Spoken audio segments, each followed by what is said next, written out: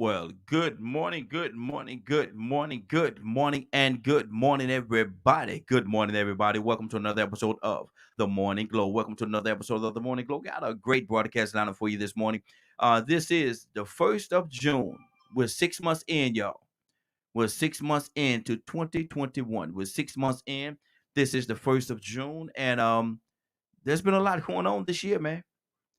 There's been a lot going on this year. And there's going to be a lot more that's going to be going on as well. And so, strap on your seatbelt, ladies and gentlemen. Strap on your seatbelt. It's going to be real interesting. It's going to be real interesting what's going on in the rest of this year. Um, Biden, how is he doing? How is Biden doing? Is he doing a great job? What would you say he's doing? How would you, if you had to rate and judge President Biden right now as the president of the United States of America? What score would you give him? What ranking would you give him right now? If you had if you at this point in his presidency, what ranking would you give President Biden? Is he doing a great job? Is he doing enough? Um, Considering the mess that that he was given, considering the mess that he was given, what would you rank him? A, B, C, D, or just a plain all out F? What would you give Biden? 678-381-1973. Give us a call. I like to hear what everybody have to say. I know what I think about what I would rate him in regards to the president of the United States of America.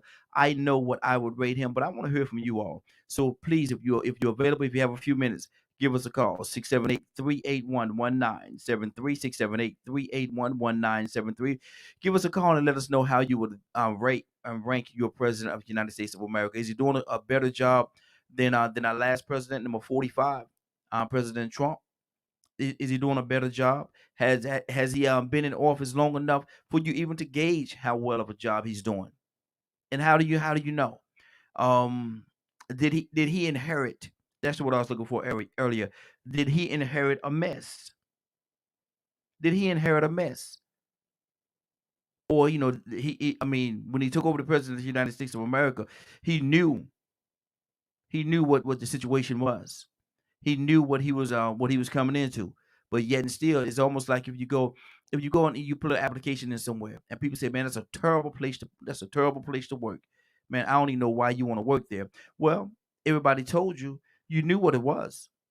When you went in for the job, you knew what it was. You knew what you was signing up for. And the pros and the cons. You knew what it was. You accepted the job. So President Biden, he actually accepted the job. He knew what it was. He knew what he was opposition that he was up against. He knew the state of the country. He knew what the state of the country was at the time when he took on the job of the presidency of the United States of America. He knew what he was up against. He knew the climate wasn't real good. He knew race relation between the people was at a very one of the all time lows. It was at one of the all time. I think it was at one of the all time lows. But yet and still, he took on the job. He took on the responsibility, and because of the fact that he did that, he had now you got to deal with it. Is he doing a good job? What do you think? 678-381-1973. 678-381-1973. Give us a call and let us know what you think. Is he doing a good job? Is he doing a good enough job? What's the next few years gonna look like? There's gonna be another election coming up where they got to vote in different people from different states. And if the Republicans was to take over the House, if they get voted in for whatever reason, and they take over the House, would that handicap him in what he's trying to do? And I guess a better question is, do you know what he's trying to do? Do you have any idea what he's actually trying to do, where he's actually heading, what he's trying to do with the country? I mean, he's giving out a lot of money right now. A lot of stimulus money is coming, and I've heard people say on both sides of the fence. Some people say that it's a good thing that he's doing that, while other people say it's not a good thing because, and the reason why they say it's not a good thing because people say people don't want to work. My wife and I went out to a restaurant the other night, last week, it was Saturday night it was, and We had to wait for a minute to actually to be seated. Now there was people in the restaurant. There was people working in the restaurant. The restaurant had quite a few people in there. We were masked up and everything, and but the guy at the front said, it's gonna be a minute before we can seat you because we don't have enough waitresses. People just don't want to work right now. They're getting this money. Biden is giving them this money, and they don't want to work. Is that an issue? Is it a better is it a better situation for people? Is it a better situation for people to sit at home and not and still get paid and not have to work, or should they go out there and work and earn their money, earn their keep, like they used to say back in the day? You got to earn your keep. But now the way it's set up right now is almost like a generous welfare system, where people could actually sit at home and still get money because of this pandemic situation. I'm guessing what it is, but people could actually sit at home right now. Excuse me, and just give me something to drink and still get paid. Is that a good thing? Some say yes, some say no. What do you say? 678-381-1973. 678-381-1973. What do you say about that, man? Is him in doing that, is he actually handicapping the people to a certain degree? Is he handicapping the people? Because if they could sit home, some people, if some people, now not all people, some people have that drive and that motivation. They want to get out there and get it for themselves. But if people could sit at home, still get a check, do you think they're gonna be interested in going to work? And how long is this gonna last? How long is this whole situation gonna last? There's so many different questions involved in this thing. I need to hear from you all. 678-381-1973. 678-381-1973. Give us a call. Tell me what you think. Um, there's a lot of people that's sitting at home, man, and still getting paid. They're sitting at home, go to their mailbox, get a check. It's almost like they've retired and they're waiting on the mailman to come because they put in their work. They've done their 20 years, 30 years, whatever it is, and they just waiting on the mailman to come. Let the mailman come. He gonna bring me my check. But see, it's kind of reversed because these people have not worked. They've done nothing. I'm not gonna say they haven't worked before, but they have not worked to the point where they can just go to the mailman, go to the mailbox, and there's a check waiting for you in the mailbox. Yeah, this is. I talked to one man in the restaurant the other night that we went to, and he and I was waiting, and him and his young lady was waiting there, and we got into the conversation. What do you think this situation? What do you think this whole situation is like? And he said, Americans. Now I don't know which particular ones he was talking about, but we didn't get into that part of the conversation because it could have gotten ugly. But he said Americans are just lazy. He said Americans are just lazy, man. They don't want to work. They don't want to get out there and work. They don't want to turn over the dirt and shovel and construction and all these restaurant jobs. They think the restaurant jobs are beneath them, and so they won't take the restaurant jobs. But at the same time, they don't have a job, and so even if they took the restaurant job, they'd be making more money than they'll be making sitting at home doing nothing. But now you got this president, got this administration trying to reward them for sitting at home. Was he right? Was he right? Because it is Biden in his attempt to help. Is he handicapping? Is he hurting the people? In his attempt to help them, is he really handicapping them by allowing them to sit at home and have 300, 400, whatever it is, come to him? I mean, I don't know if that's going to pay your rent or your mortgage, but at the same time, it's better than nothing, and it's free, and it's free. I think that's where the problem lies. But again, I need to hear from you all, man. I want to hear from you all. What do y'all think? 678-381-1973. Are Americans lazy? Are Americans lazy? Are Americans privileged to the point where they feel like they deserve something? Where they feel as though they deserve something for free. Mm. It's it's a slippery slope there because some people say, well, you've been taking. Some people say Now, this is some people's mindset. You've been taken from us all this time. Now, you want now we're in a situation where we could get something for free. We deserve it. Why? Why do you deserve it? Explain explain to me. Somebody call in and explain to me why a person feel as though they deserve something for free. That's to me that's almost like stealing. If you're getting something for free and you ain't paying for it, it's almost like you stealing it. I'm just saying. I'm just saying. I mean, they say that, the government have been taken from us all this time. The government is this and the government is that. Well, if you go out there and work for yourself, you ain't got to worry about the government. I might be sounding a little crooked right now, but I'm just telling the truth. I might be, people might say, well, right here, you sound a little crooked. Maybe I am. But at the same time, I do know and I understand that I've never been given anything. Everything I've gotten in my life, I had to go out there and work for it, or I just didn't get it. And so to be in a situation right now where the government is giving you free money, I'm just wondering what's going to be on the backside of this quote unquote free money. What's going to be, because I still I can't see the government just giving you money. Just you know what, you've been so good to us, and we appreciate you so much. We're going to give you this. Please allow this to help you make it through. I don't understand that. I don't understand, and like I said, maybe I'm a little gullible when it comes to this. Maybe, but I look kind of crooked eyed when somebody say they're gonna give me something for free. I look a little crooked eyed. I look a little sideways at them. What do you mean free? What does free mean? Explain to me free. Explain to me this free you talking about. Because I'm from a place where nothing is free. I'm from a place where nothing is really free. That's just where I'm from. 678. If you all from the same place, give me a call. 678-381-1973. 678-381-1973. I'm from a place where you have to work, man. You ain't either you work or you starve. Which one you gonna do? You got a choice. Either you work or you starve. Ain't nobody here to give you nothing. If you want it, you roll up your sleeves, roll up your pant legs if you need to. Get out there and work. Work.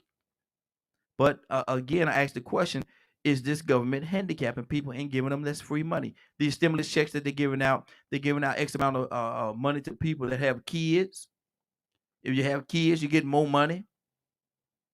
Man, if we're not careful, we're gonna put people in a real bad situation, whereas they're not gonna want to work at all. They're not gonna want to work. Will they? Why would they need to? If this quote unquote government is going to give them all this money, why would they need to work? You're giving them free money, free stamps, free food stamps, free this and free that, and man, like a spoiled child. When you spoil that child, you can't go back and unspoil the child. How do you go back and unspoil your child? How do you do it? I need to understand that, because I've always been of the mindset that if someone if they're spoiled, they're spoiled. You can't go back and unspoil your child. Either spoiled or they're not. There's no middle ground. There's no in between. Either you're spoiled or you're not. Which one are you? The ones that spoiled are gonna be a little more difficult to deal with, because they are spoiled. They're gonna be just a little. Oh, we got Badger with us this morning. Ain't see Badger come in. Good morning, Badger. How you doing this morning? Morning. Man, you gotta have more energy than that, man. Come on, man. It's me and you, brother. Come on. Yeah, pump it up for me. Pump it up one more Lunch, relaxed. time. Hey, Badger, we're talking about this whole situation with the government, man, giving away all this free money, the stimulus money, and the $300 checks, or however much it is that they're giving away for people to stay at home. Do you think the government is handicapping the people and giving them all this stuff and giving it to them for free? I think there are people that are handicapping themselves. Well, Badger, I understand your stance on that, But I can tell you, if you have 10 people in a room and the government said they're gonna give all 10 of them money, you may have one that hesitate, but nine out of 10 of them people will take that money. Oh, I can understand that. Hmm. What I was referencing is the lazy factor, and Okay, okay, that's good. it's like some people, even when they receive money, they're still volunteering. They're doing things for our community, or like there's scenarios. Hmm. Um, what do I think? There are a lot of Americans that would just want to just sit there and just be given something for nothing. Yeah. Hmm. So Um, so Americans are pretty much lazy. If they could get something for free. uh, I wouldn't per se say lazy. Hmm. I would say entitled. Wow. Um, you hear all the time, look what was done to my people. You owe us, you owe us, you owe us. Or you know, I've worked hard for so long working at McDonald's. Oh, free money. Hey, I ain't got to go back to McDonald's for a while. Hmm. Yeah. It's mindsets, it's things like that. Hmm. Wow. That's Um, so it's just it, there's so many different mentalities, mindsets, points of view of why. I'll, man, dude, so many. That's a lot. It's a lot. It's a lot tied into that thing. Let me do this. We got another caller. Caller, what's your name? Where you calling from? This is Cassandra calling from Atlanta. Good morning, Cassandra. How you doing this morning? Good morning. Me and Badger over here, we're struggling with this situation right here, and maybe you could help us clear it up a little bit and give us a clearer view. We're talking about Americans and with Biden, and I think that what he's trying to do is a good thing from his heart. He's giving all the stimulus money and stuff like that, but is he really? Because a lot of people don't want to work. Cassandra, I went to the restaurant the other day, Saturday. My wife and I, we usually have our Saturday date, and they was having an issue, didn't have enough servers and stuff like that. And the guy was, got into this conversation with us. People just don't want to work. They're getting this money for free. So is that helping or hindering people by Biden giving them all this money? You stem this money, and then this $300 here and $400, whatever, however much it is, he's giving them that money. Now, me and Badger said that 9 out of 10 Americans gonna take the money. If you're gonna give it to them, they're gonna take it. But is it really handicapping them? I don't think it's handicapping the people that really need it. I mean, that to me, no, that's not even a question. Mm-hmm. There are people that actually need this money. Mm-hmm. They cannot. There are mothers that are working two jobs trying to take care of their children, Mm-hmm. and you giving them the few dollars, the food stamps or whatever, that literally helps them feed their children. The money that this extra money that they're talking about, it may be to help pay the rent or get caught up, especially right now. And no, I don't see it as a problem. There's always going to be, and always has been, people that take advantage of every system. It Mm-hmm. doesn't matter what it is. And that will always continue to happen. But do you make those that need it suffer because of the few that may be just lazy or whatever you want to call it? That don't work? Those people we are going to have with us all the time. But I believe that this is a step in the right direction to help those that are struggling. And as far as people not going to work, the system actually requires you to register with their. Let's take food stamps and the other food stamps and the other money that you can get from welfare. Mm-hmm. Those people are required to register to work or register for programs that will help them get out of the system. Of course, there are people that play with it and they found ways to maneuver around it. But let's not negate all of the hundreds of thousands of families that need that money and will work. They are working. They're trying to work, and they're trying to give a better life to their children. Mm-hmm. Mm-hmm. So the what I'm hearing you say is there are pros and cons associated with this, and it's pretty much based on who you're dealing with. You know how it should be handled. Always will be. Mm-hmm. Always will be. You're always going to have people that try to cheat the system. That's not. This has gone on since the beginning of time. The people that if they are uh, just lazy or whatever term you want to use. There, we always have those people with us. So then, Mm-hmm. but let's not hurt people that really need it. Yeah. I think that, like Biden said, the extra money that they're giving is will literally help pull some families out of poverty, Mm-hmm. and which has been a generational curse for a lot of people if people use it right, and I believe there are many that will do the right thing with the money, they will be able to pull themselves up out of poverty. Mm-hmm. And that's the plan. For those that don't, you can't control what people do. Yeah. You're always going to have people trying to con somebody, Mm-hmm. but don't hurt the ones that are trying to do right. That's trying to do the right thing. Badger, what do you say to that? Oh, 100% agree because I'm one of those people. Mm-hmm. It's helped us to be able to fix things around the house that we've been struggling to save up for, and all kinds of things. Been able to get some things for the kiddos that we weren't able to get before. Mm-hmm. Um, and we still have money from it because we're just not out there spending it and buying those 60-inch TVs and all that other stuff.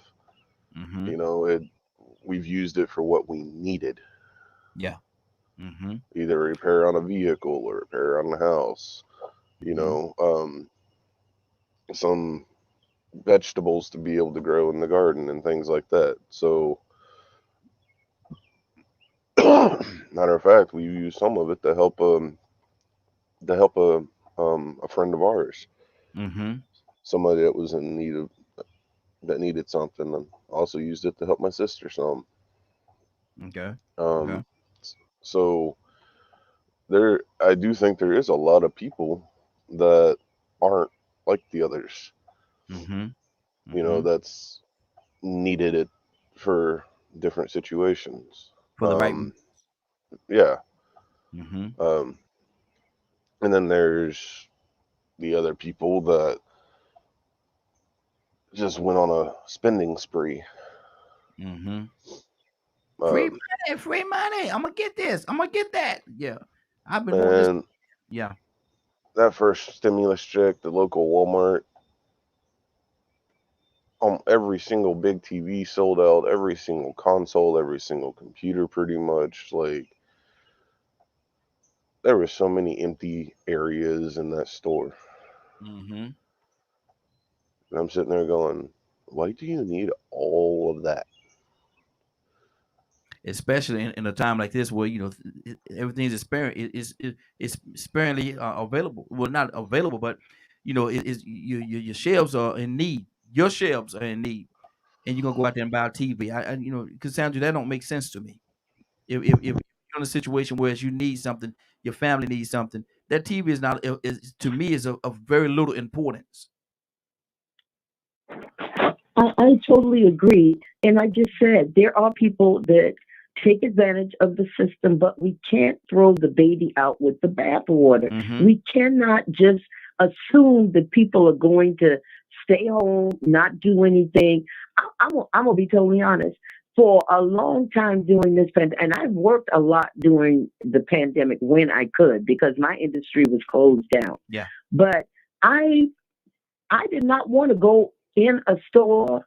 I didn't, it was stuff that I needed. I didn't want to go in the store and then I could not afford it Mm-hmm. because if I'm not working, I don't get paid. Yeah. So, Yeah. it's people that wanted to be out there working but couldn't. And now there are people that are afraid and I do not blame them. People are still acting like this pandemic is over. We don't have to wear the mask. You still got stupid people, staying away from the mask.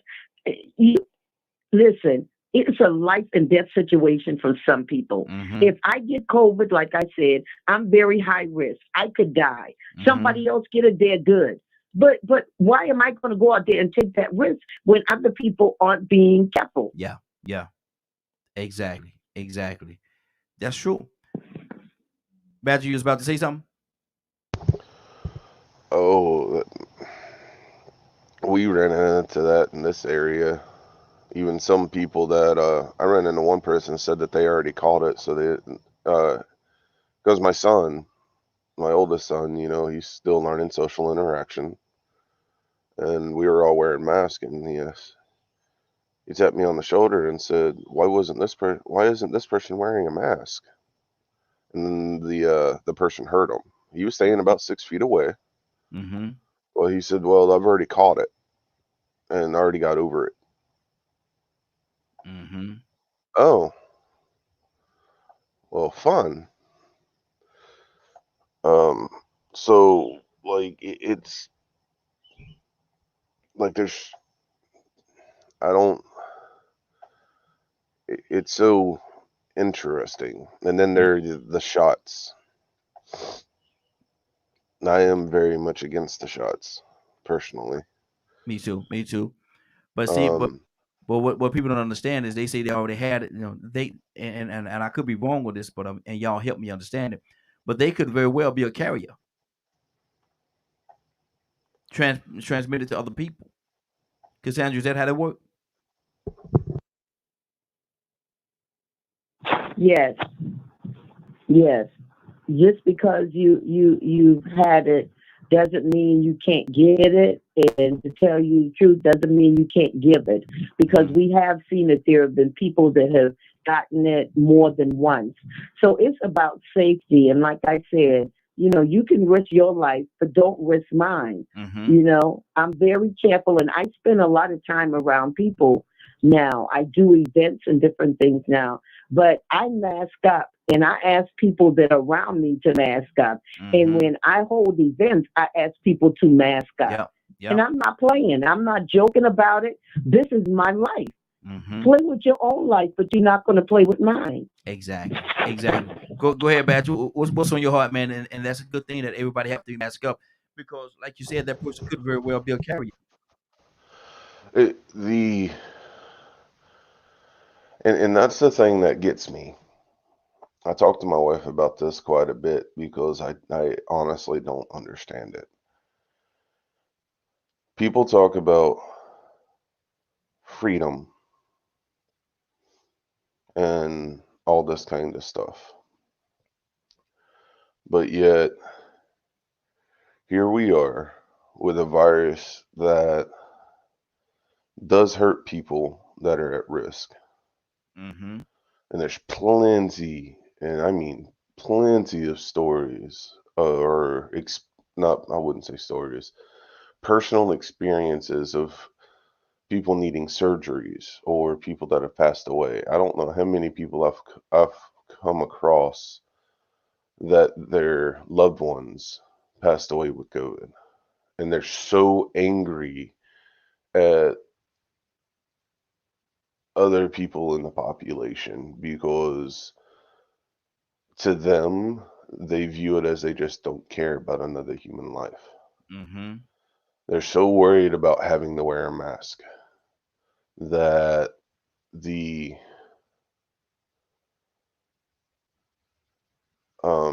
compassion or empathy for another human being, Mm-hmm. um, I assume they're just so selfish that they don't think about that. Mm-hmm. Um, I mean, wearing a mask drives me crazy. I can't stand the way it feels. Mm-hmm. I still do it. Yeah. And I'm gonna tell you something.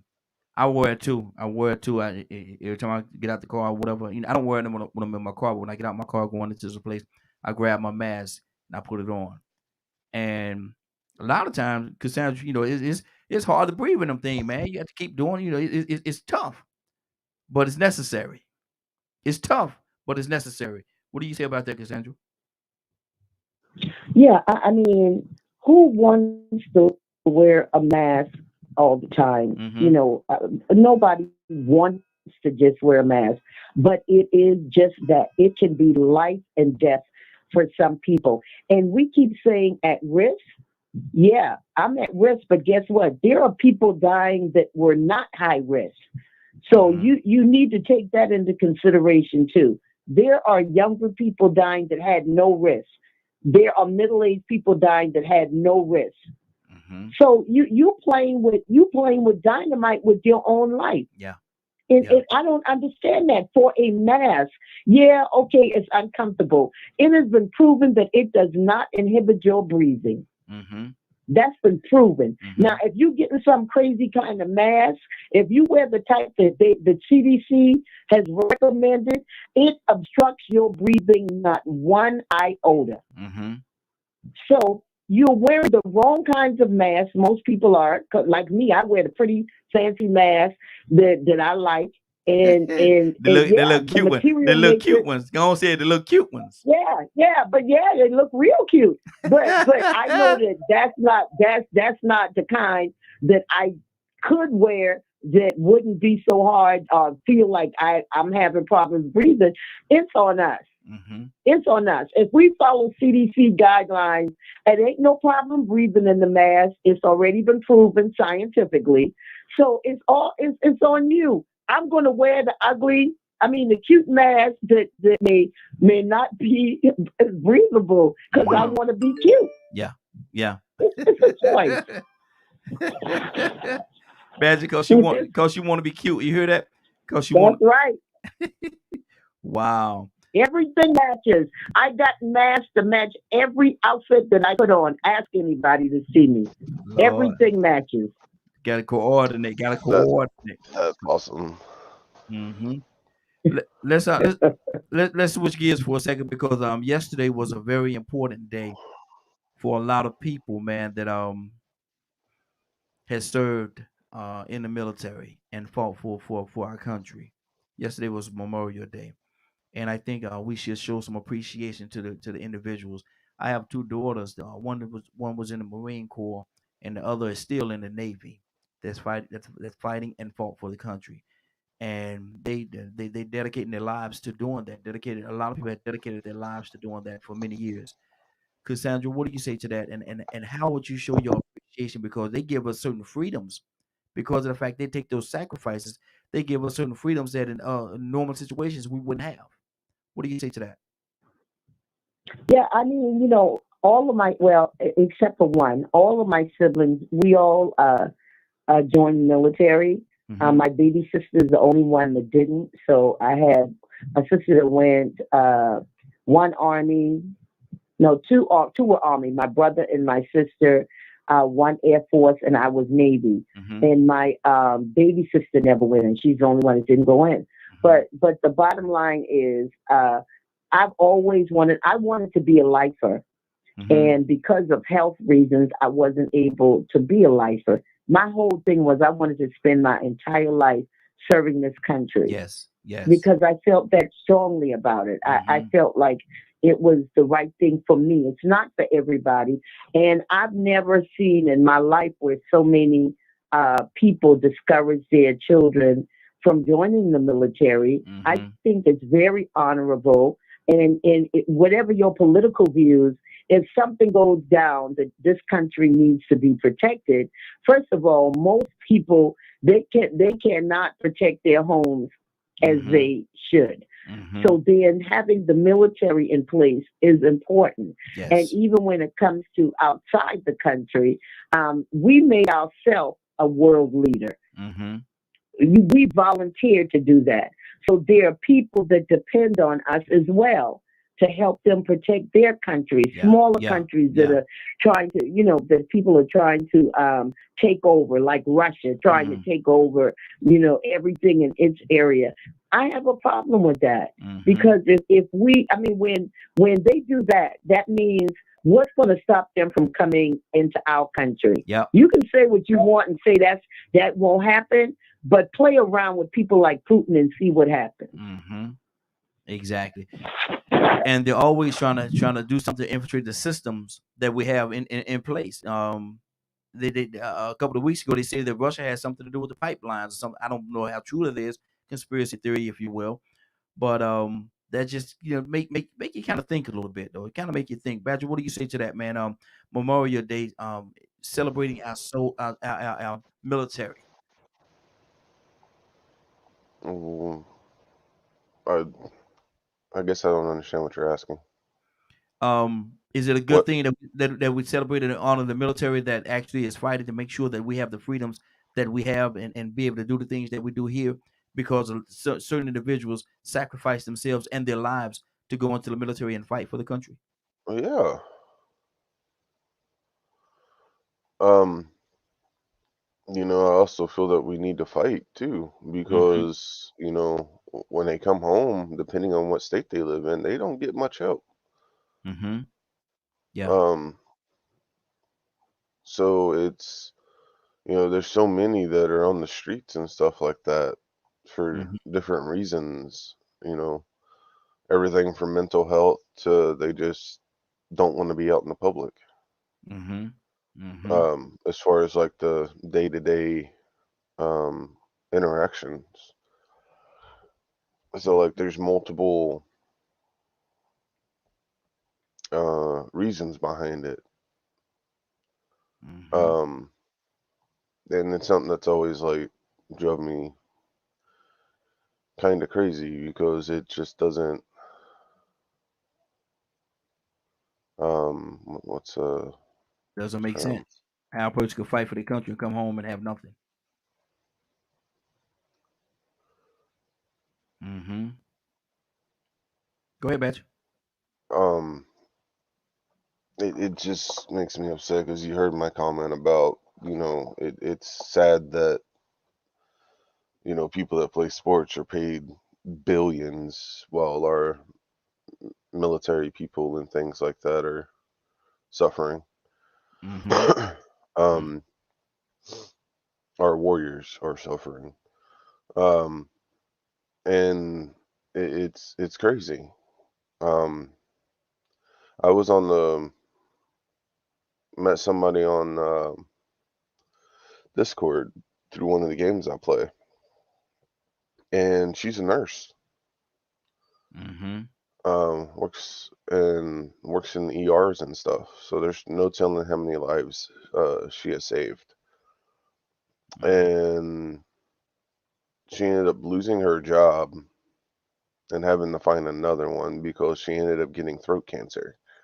Wow. And she's currently in debt Mm. um,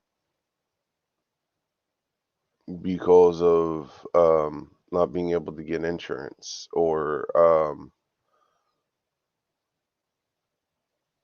there was a mistake with the paperwork on the company side that made it where she wasn't able to get help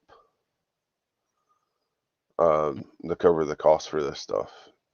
So it's there's a lot that's going on or happening that I don't think people are aware of.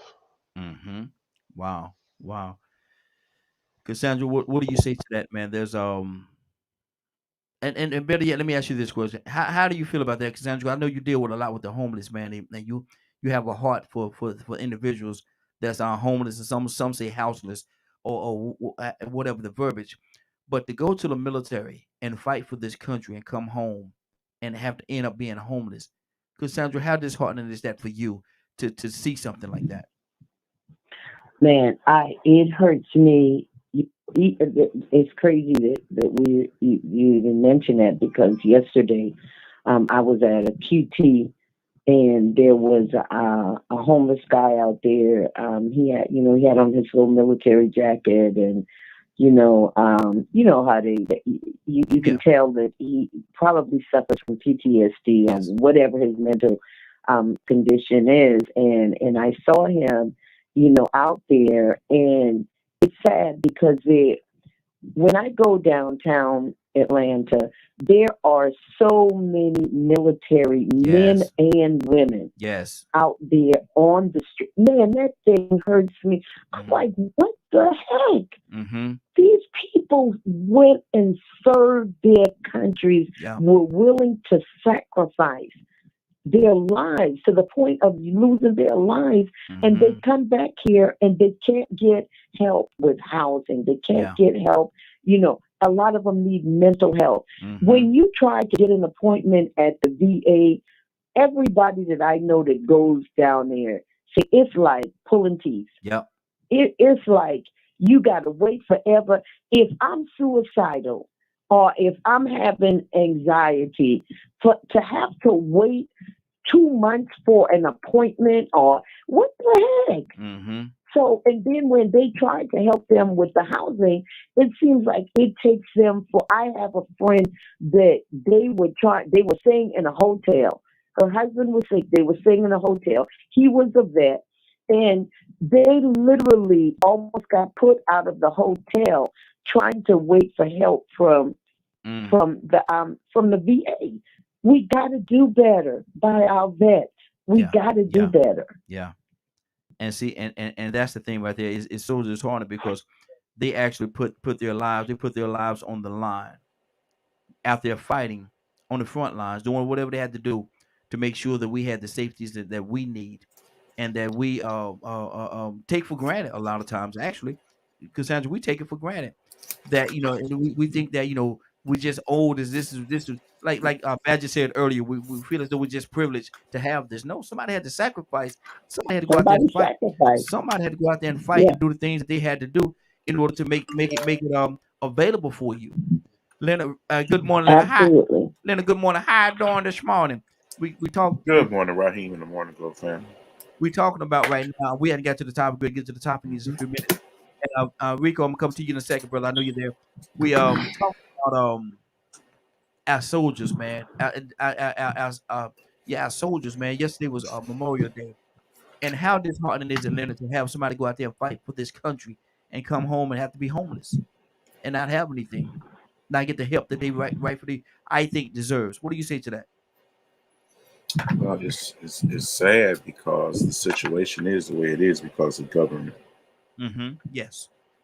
and so the commitment is a whole lot different on both sides of the coin. Mm-hmm. Mm-hmm. Some people are not committed to do the best thing if it don't agree with their agenda. Mm-hmm. And you got people that talk about how much they love soldiers or what have you, but when it's time to vote for better care and things like that, there always seems to be an issue. Mm-hmm. Just like with everything else, you put money up to make sure you buying the guns and everything, but what Mm-hmm. about the care afterwards? Mm-hmm. All the aid and things like that they commit to other countries before they make sure that the military has the best services that they should have. Mm-hmm. And that's the sad part about it, Yeah. is because it's not as if there's not enough money. Mm-hmm. Everybody talk about, well, what's the budget? No, it is people that prioritize certain things over another, like the care when they come back. Mm-hmm. It's a system as well. And when systems have issues, I mean, we have, system failure. Like, say, for instance, if your kidneys shut down, Mm-hmm. that's a very important part of living. Yes, it is. So you have to make sure that you're doing everything possible as it relates to the kidney shutting down. Imagine that with like the military. That's another system that's supposed to make this thing run a certain way that people have just completely neglected. And so we have to be upfront about a lot of different things, especially saying you support troops Mm-hmm. could also come into contradiction with how you feel actually about war.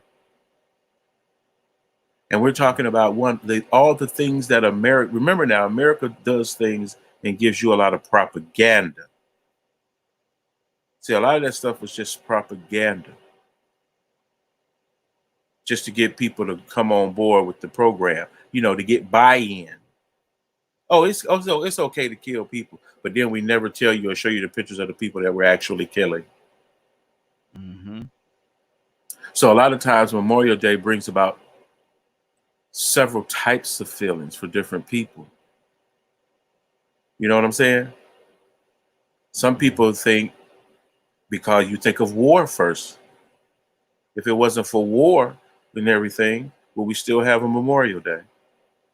Mm. And then how you justify the wars. How do you justify that people are doing a great job? And then on the other hand, if you watch the news from the other side, you see dead people who are just in the middle of war games. And I think, back in the 70s, there was a huge protest, which led to what a lot of people say in the late 60s, which led to the assassination of Martin Luther King. Mm-hmm. Not only was he supporting the Poor People's Campaign, he had also started to get into the foreign activities that America engaged in to justify destroying other countries. And this is the job of our soldiers. So we have to be very careful that this is why we have to provide them with a certain type of care that they need when they come from these theaters. Because they're living in places where there is no regular rules of law. They do not have civil rights either. Wow. Because remember, when you were in the military, once you take that oath, you're under the United Code of Military Justice. There's even a whole different justice system that deals with the military. Wow. So we have to take all that into consideration when we talk about the sacrifice and why people died and what the propaganda that they went to war about. Let me ask you a question. And Cassandra would know this as well because she was military as well. But you take you take the oath when you go in. What do you do when you get out? Are You you all right? debrief. You sort of what they call debrief, and you out process. But the civil rights that you had before you took that oath, are they re-implemented at that particular time, or how does that work? Well, it's not whether they re-implement it. When you return to civilian life and you're discharged from the military. That's why you're discharged. So your rights are immediately. You become a civilian once again. Okay, got you. Okay, Rico. Good morning, sir. Good morning. How you doing this morning? Man, I'm doing good, man. How y'all doing? Grand Rising, Hey, everybody. doing good. We're talking about right now, and we're ready to get to the topic. I want you to address this. How you feel about this as well, man? Talking about our soldiers with yesterday being Memorial Day. We got so many soldiers, man, that served in the military, that served, got honorable discharge and everything, clean slate, but they get out and some of them come here to be homeless and not being taken care of the way that they should. Rico, how does that? What does that do to your heart, man? To know that. It bothers me, but I look at how and why that can happen and what can prevent that. To be honest with you, most people join the military not knowing the reality of what the risk may be, the possibilities of what can happen down the road, especially depending on what branch you go into. You might not realize that you might have to go to war before you're 4 years old. You might have a little small plan in place. I'll get my little 4 years out the way, get this little money, and then I move on and go to college. I ain't trying to go to no war. I don't want to kill nobody. But you're going to be a soldier. So people don't really understand the reality of what they're signing up for and what can possibly happen. See, I think really truly a lot of people, if we think about it, a large percentage of people that enlist don't remain in the military.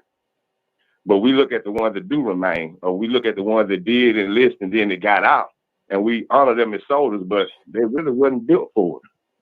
Everybody ain't made to be a killing machine. Everybody ain't made to be a warrior. Everybody ain't made to be a fighter. But some people just need some direction. So now you think about these people that come out of high school. They had no direction. They don't know which way they want to go, but they know the military can show them the way and provide a few things for them that they won't be able to provide for themselves. It can help them grow a little bit. And you take these young men and women and you put them out there and you start training them to shoot. You get them in shape. They've been playing video games all their life. They ain't never get out there and run and get in shape. But now you got to get them in shape. You got to put them in school. You got to train them to shoot. Then you take them somewhere. They ain't never been nowhere before. Mm-hmm. Now you send them somewhere across seas. Now they're exposed to a whole new different language. Now some people can embrace that. Some people go in there knowing that's what they want to do, just like being a cop or a firefighter. You know what you want to do. You probably already know the dangers involved, but you know the rewards involved of saving lives, of helping people. But that's not the same mentality for everybody that goes into the military. So the military should probably screen the people that enlist better first, though. That would probably help weed out some of those that's already damaged or just not qualified to serve in the military. Mm-hmm. Then you have those that do go in the military for the right reasons, but then they find out they're fighting wars on behalf of corporations. They find out they're killing people that they don't know for resources for a billionaire or some trillionaire company that they ain't gonna see no benefit from. When they get back home, they got to abide by the rules again after they've been killing people. Mm-hmm. Like Timothy McVeigh. That was his excuse. His excuse was that he got congratulated for making a extreme kill shot, knocked a man's head off. And everybody patted him on his back, but he said he had nightmares afterwards. Mm-hmm. And then he got disgusted because he knew people back home here in America that truly did violate him, that he couldn't go blow their head off. Mm-hmm. But he just was given the okay to blow a man's brains out that he didn't know. He had to think about the fact that man wasn't going back home to his children, the mama, or parents, or wife, or anybody. They were going to be looking for this person. So it's a reality check when you realize what the true repercussions or what the true possibilities are for joining the military. I think before people enlist, the military needs to show them beds full of dead bodies from war. Mm. Some of the pictures that I've seen, we got this Anderson on the depot down here. And the contractors, they were going back and forth to Iraq all the time, fixing the tanks, the strikers, fixing weapons, and sometimes recovering bodies. Mm-hmm. And I saw a picture from this guy. Some people, they really get a kick out of this sickness, too. This guy had pictures of fatalities. And some of the bodies were, like, bonded together. Good Lord. From whatever bomb hit them. And the only thing you saw was like certain shapes of outlines of a hand or head, and then you see an eyeball. All this black stuff burnt to a crisp look like a rock. Mm. Then you see an eyeball. And you're like, man, that's a person. Mm. And that's a heck of a reality to adjust to when you know that that's what you over not doing, but you only wanted to get in the military because you didn't know which direction you wanted to go in. Exactly. Cassandra, that's traumatic. That could be something that could be very traumatic to an individual to have to witness and view situations like that. Yeah, I agree, but I don't agree that they should show people that because then we would have no military, and somebody has to be able to protect this country. We can say now, right at this very second, that we not worried about anybody coming in and do. But we don't know what can happen if we did not have a strong military and a strong military presence around the world where people knew don't mess with the U.S. Mm-hmm. We would have people coming in here trying to invade and take over just the way anyone else. So for us to say no military, that to me, that's not even realistic. Mm-hmm. We need the military in place. And we think we don't. You're not thinking, because what are you going to do if another country decides to invade this country and you have no military? Most people here are not prepared to fight against a military coming in from another country. No, if we are, I don't know them. Most people aren't. People aren't. Now, there are people that have arsenals and they got all of their guns in their house and the bullets. But how long is that going to last if somebody invades the country? Do you have enough to last you 5 years in a fight with another country? I don't think so. Most people don't. Yeah. So we need the military in place. Now, what if that verbiage was to change, Cassandra? How would this narrative be? Because they're talking about defunding the police. What if they say defund the military? That's what I'm saying. Mm-hmm. It's ludicrous. Just like to me, defunding the police doesn't make sense because who can walk out of their damn house? Excuse my language. Who Hey, can hey! walk out of their house if y'all take out the police? If no police, I'm saying you wouldn't even be able to walk out your doggone door. Somebody would be jacking you right outside your house every time you walked out the door. You couldn't go to the grocery store. Somebody be robbing you at the grocery store. I just don't. The mentality of it all doesn't make sense. Do we need to reform the police? Yes, yes. We need to make new guidelines, protocols, all of that. But to take away the police, it would not work. Exactly. Badger, what's on your heart, brother? Mm, defunding the police or military. I just don't think that's a good idea. You say you don't think it's a good idea? No. Okay. um, because I agree, there's a lot of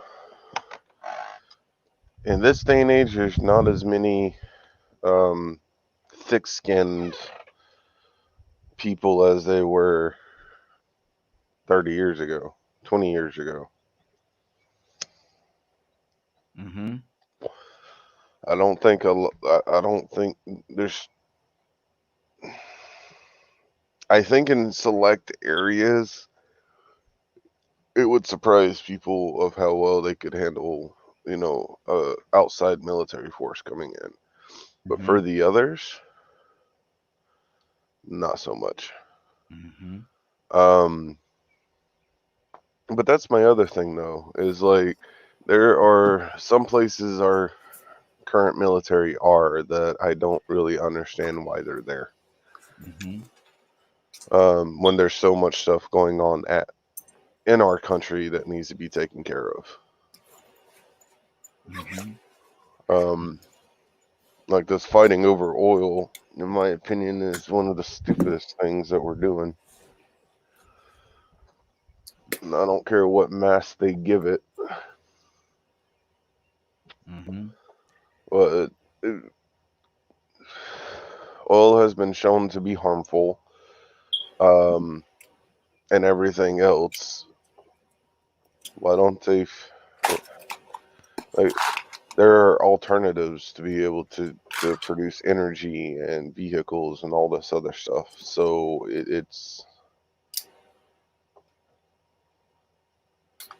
But see, one of the reasons why, because and we got some background noise from somebody line who are music lines, so we don't have the background noise going on. But one of the things about it is the people that has in this situation, I say money, but in this situation, the oil, a lot to a certain degree, have the power, and you have to equate the two together. Leonard, what do you say to that? Well, if people have to realize running a country is not like running your backyard. And he's like, I like Miss Cassandra hit it on the head. You can't go around and do what you do and believe that somebody ain't trying to do it back to you. This, the defunding and everything is just a word that's used to shock people that don't understand finance and budgeting. So there has been issues where we have drawn down our military, particularly during the Clinton years, right after Desert Storm, Desert Shield. Complete drawdown of the United States military. We have some of the largest standing fighting forces all over the world. And it's necessary because of the positions that we have taken in this world.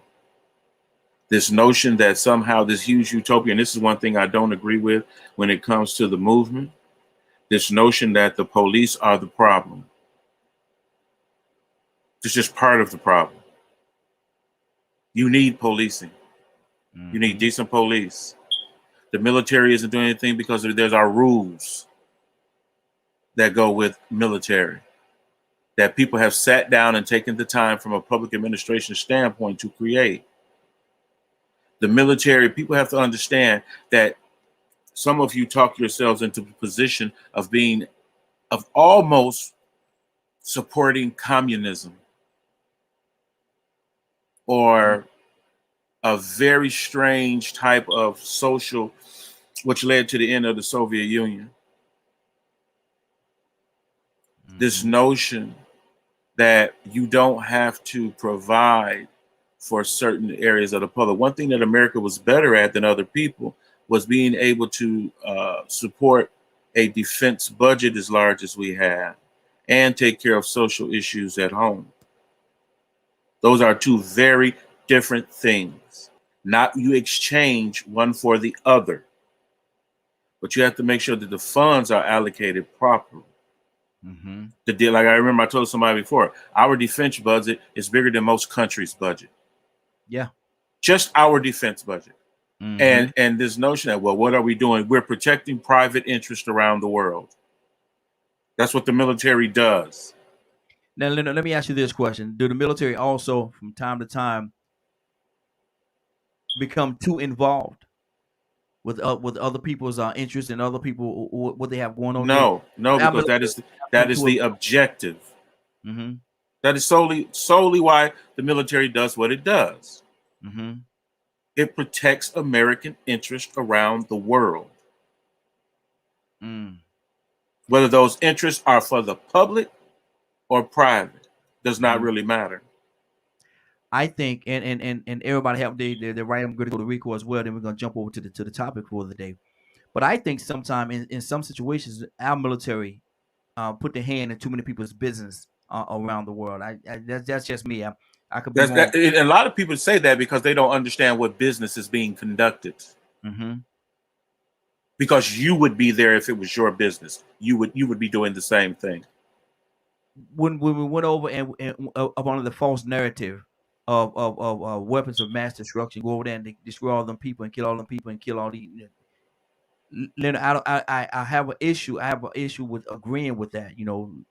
First of all, we over there under false pretenses. There was no weapons of mass destruction. There was no. Well, that's not why they went. That's the narrative that they put out on the. Oh, of course, that's the propaganda. I'm pretty sure there were weapons of mass destruction there, but they weren't the ones that they said were there. So they lied to us. They usually do. Wow. See, that's the part I have an issue with right there. Rico, what's on your heart, brother? And that's the part I'm talking about. People don't expect when they go in and they're just trying to find a path. When they coming fresh out of high school and don't know what they want to do with themselves, but they know they want to make some money, and that's a convenient way to do it. I'm in good shape.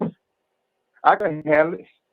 And yeah, I wouldn't mind going to different states and different countries and seeing all these different places out there. The military would be a good experience because you know how the recruiters sell it to you. The recruiters ain't telling you where there's a possibility that somebody might want somebody else's resources, and we might lie and send you over there to Pat Chillman you. Don't nobody know that from the beginning. So, this is why I'm going to go back to what I was saying earlier. Because I can't really even address that defund the military thing. That's crazy. I can understand reforming and restructuring, but defunding it, that would be crazy. But back to what I was saying about screening the potential people that enlist. See, you have some people that are patriotic and they want to fight for their country. They have a drive and a goal to be a soldier. They want to go into the military to protect this country. They're patriots. I just said it, patriots. Now you have some people, like I said once before, they only looking for what can help them, but they don't have a true reality of what they're getting themselves into. So therefore, the military ought to screen people a lot more carefully instead of just trying to con people. Because see, when I enlisted, they tried to deceive me and manipulate me into a lot of stuff. And I'm like, well, wait a minute. 1 minute, y'all telling me how much of an advantage it'll be to me. But now I see that y'all trying to move me on up and you're trying to make me move a little faster, and then you're not keeping your word. 1 minute I don't have to do my oath. Then the next minute I do have to do my oath. Then when I do my oath, I decide I'm not gonna go to the military, and you're gonna tell me, oh, you swore in. You got to go. Wait a minute, y'all lied and sat down there and said that this was just a run through a procedure. It didn't count. Y'all been lying too much. I ain't going nowhere. But see, some people they enlisted. They went head first. A couple of my buddies, we both went in on the buddy program. They went. They enjoyed some parts of it, but then when they got to Iraq, oh my God. Them jokers saw some stuff, man. They don't want no parts of it. And so you see these people, the ones that come back and they can't cope. Not because they're handicapped, but because they kill people. Because they saw people get killed, because their comrades, their compadre, the one they was fighting right next to, took a bullet to the head right while he was talking to him. He wasn't expecting that. He thought he was going to go out to California and buy him a new car, a Challenger. That's what they enlist for now. And that sign-in bonus. Or they're thinking about the GI Bill they might qualify for. And the benefits. See, because that's what you get sold on. Especially when you're young and black. Not only from recruiters, but from people in the neighborhood that's telling you to join the military and they didn't do it. Man, if you don't know what you want to do for yourself, you better go and join the military for a little while. You'll get some skills. So, you know, it's the reality of what people are getting themselves into. These recruiters know that everybody that's joining is not fit for it. They know ahead of time some of these people might not make it through basic training before they off themselves. So it's so many different angles, so many different factors that causes these people, when they come home, to be in the situation they're in. Some of these people weren't supposed to have been over there in the first place. And the recruiters knew it, but they just needed to get their numbers up, enlistment numbers. Wow. Cassandra, I'm coming to you, then we're going to jump to our topic for today. What's on your heart, sis? Cassandra? Cassandra, you there? Cassandra done put the phone down. She done put the phone down. But listen, let's jump into our topic for today. Let me get it scrolling across the screen here. And we're going to talk about this right here. There it is right there. Bingo. And the topic for the day is this. Rico, coming back to you, brother. What is your price? What is your price? Because I'm prefacing the $1 Million Man in WWE. And he always had this thing, everybody got a price for the $1 Million Man. Rico, what is your Also, huh? My price is peace. Peace. I like to see everybody at peace. I don't like to see people in pain, struggling, stressed out, hurt. I would like to see everybody with a smile on their face and happy to be here. So, you know, if I know the outcome could be a good outcome for everybody and everybody can be happy, then that's my price. You pretty much could buy me or get me involved with anything that's going to bring some good or benefit to people. That's good. That's good. Badger, what is your price? I don't have a price. Everybody got a price for the $1 Million Man. Not me. Okay. I guess I'm just weird. Okay. We're gonna dig into this topic a little deeper. Cassandra, are you back with us? Yeah, I'm here. Okay. Cassandra, we're asking the question, what is your price? What is your price? And I'm equating it to the $1 Million Man on WWE. I mean, you probably never looked at wrestling, but he had this little slogan saying that he says everybody have a price for the $1 Million Man. So Cassandra, what is your price? I'm on Badger. I mean, I feel like I don't have a price. I mean, a price for what? I mean, maybe I'm not understanding. If and this is not necessarily, I guess it's not what we mean when we say this, but a sellout price. If somebody will come to you for and I pulled up the song, lyrical song OJ's For the Love of Money, and we're gonna go through the lyrics of that song, and we're gonna see how that equate to what we're talking about. But if somebody come to you and say, look here, Cassandra, I want you to go over there and watch this. I want you to go over there and slap your friend Leonard. How much gonna cost me to get you to go over there and slap Leonard? That ain't gonna happen. I mean, that ain't gonna happen. It's just I don't have a price for stuff like that. I'm not. What I do, you can't pay me for what I do. Whatever I'm doing, there's nobody that's going to give me a price for that. Here's $10,000. That's just me. Here's $10,000. Go over there and slap Leonard. Nothing. No? You ain't getting nothing for $1 million. Anything that I don't want to do, there is no price you can pay me to do that. And there are people that are sellouts, but whatever, they'll kill somebody for $100, and then we've seen it on the news. Yeah. But no, I don't have a price for no. Leonard, Leonard, what is your price? Well, first of all, if somebody offer you some money, Miss Cassandra, to slap me, trust me, you need to talk to me about that because we can work it out. Look here, they say 10,000, you get 5, I get 5 here. Slap me right here. Slap me on this. I ain't say the split was gonna be that amicable. Oh, okay. It was a bit like I was looking more at 75-25. Oh. Look, why you gonna get that much? You ain't doing number swinging. I'm just saying. But I've never agreed with that thing, with that notion about the way some people use it, because usually people just say that just to make themselves feel better. And that is, it's really strange, because I don't really think people understand the whole meaning of the term. There's a negative aspect to it. There's always someone trying to get you to do something against your better judgment. Yeah. Maybe. Yeah. It could be that you was looking for a deal. You could have been looking for a deal. Just because people don't agree with you don't mean that there's somebody else paying them not to do that. They may just don't like you and just don't agree with you.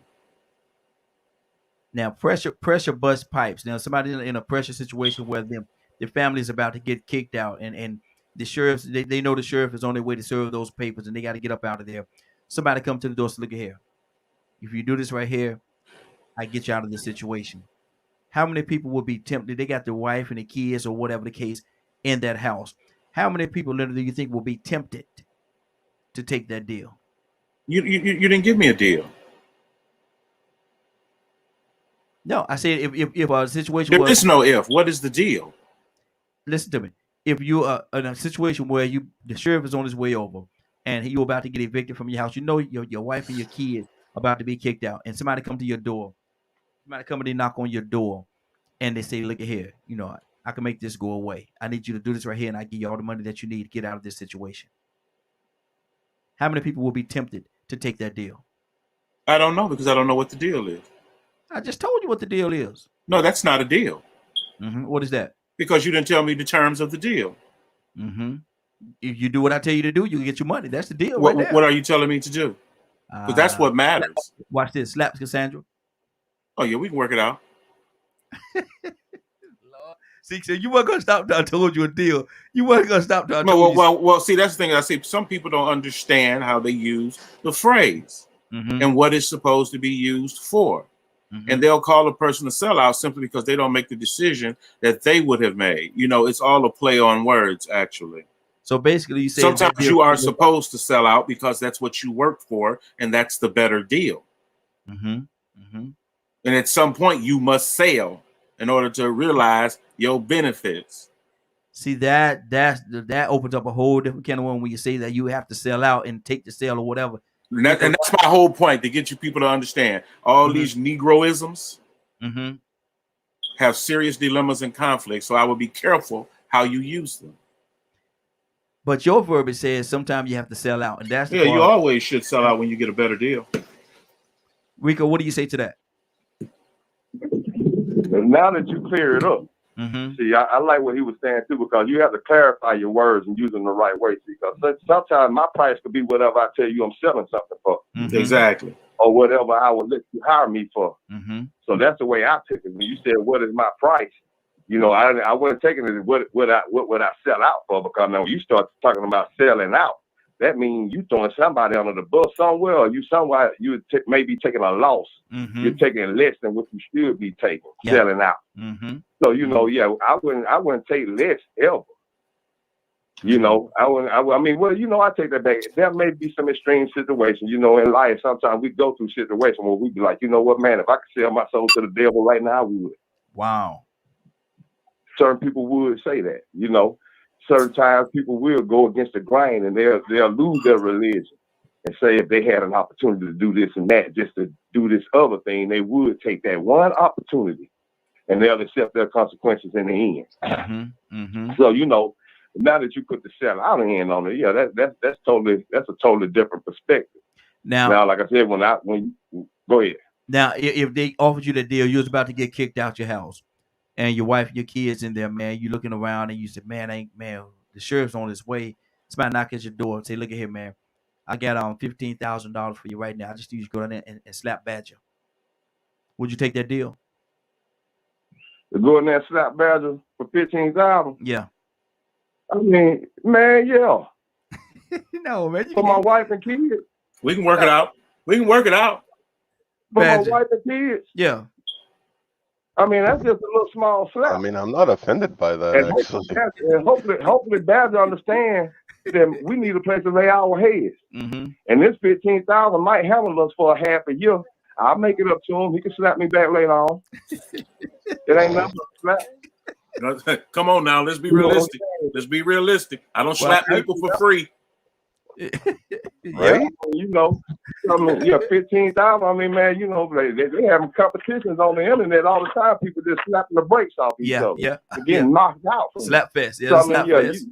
Or something like that. But now when you say selling out, mm-hmm. you know what I'm saying, you might want to say, well, what if that pimp came up and said, well, your little 18-year-old daughter that's a few days away from graduation looking like a grown woman. Mm-hmm. She's a stallion. Mm-hmm. I think if you make it okay and persuade her to come and spend a little time with me, y'all have a place to stay for the next 6 months. Mm. Now that's selling out. Yeah. You get what I'm saying? That would be selling out. But yeah, the slap thing, you know what I'm saying? I think we can work that out. Man, look at that. You know, that situation you talking about with the daughter, man. I got 4 girls. That's a knife to my heart right there, right to the center of my chest, brother.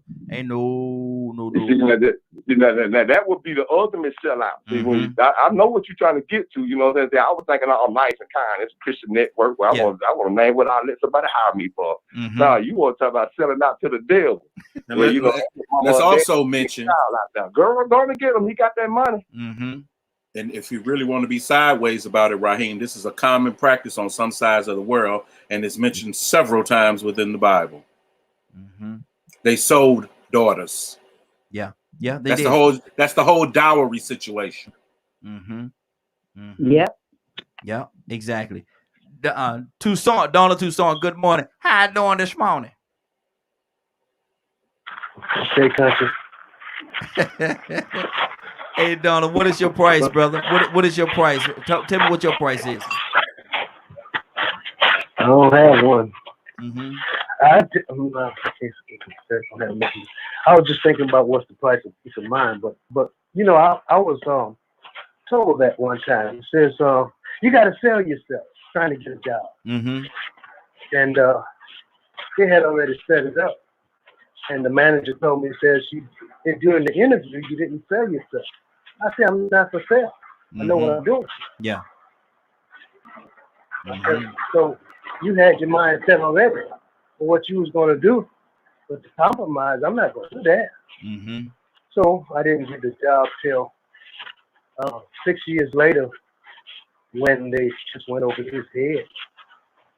So you just got to wait on some things. Mm-hmm.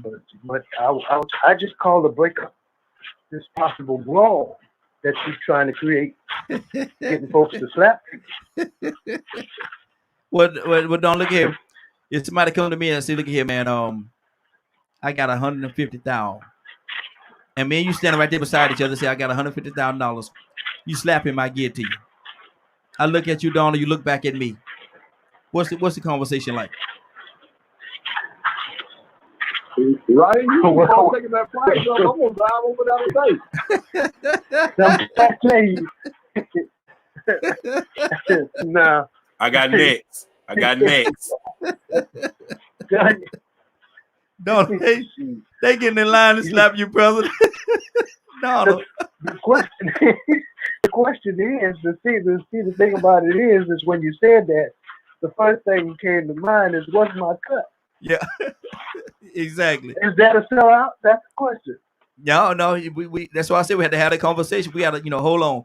Hey man, give me 2 minutes. Let me 2 minutes. And let me talk to Donna for a second. Donna, look at here, man. Look at this 150,000, brother. Look at here, man. We get that nice little split. We can work this thing out, have we work it out.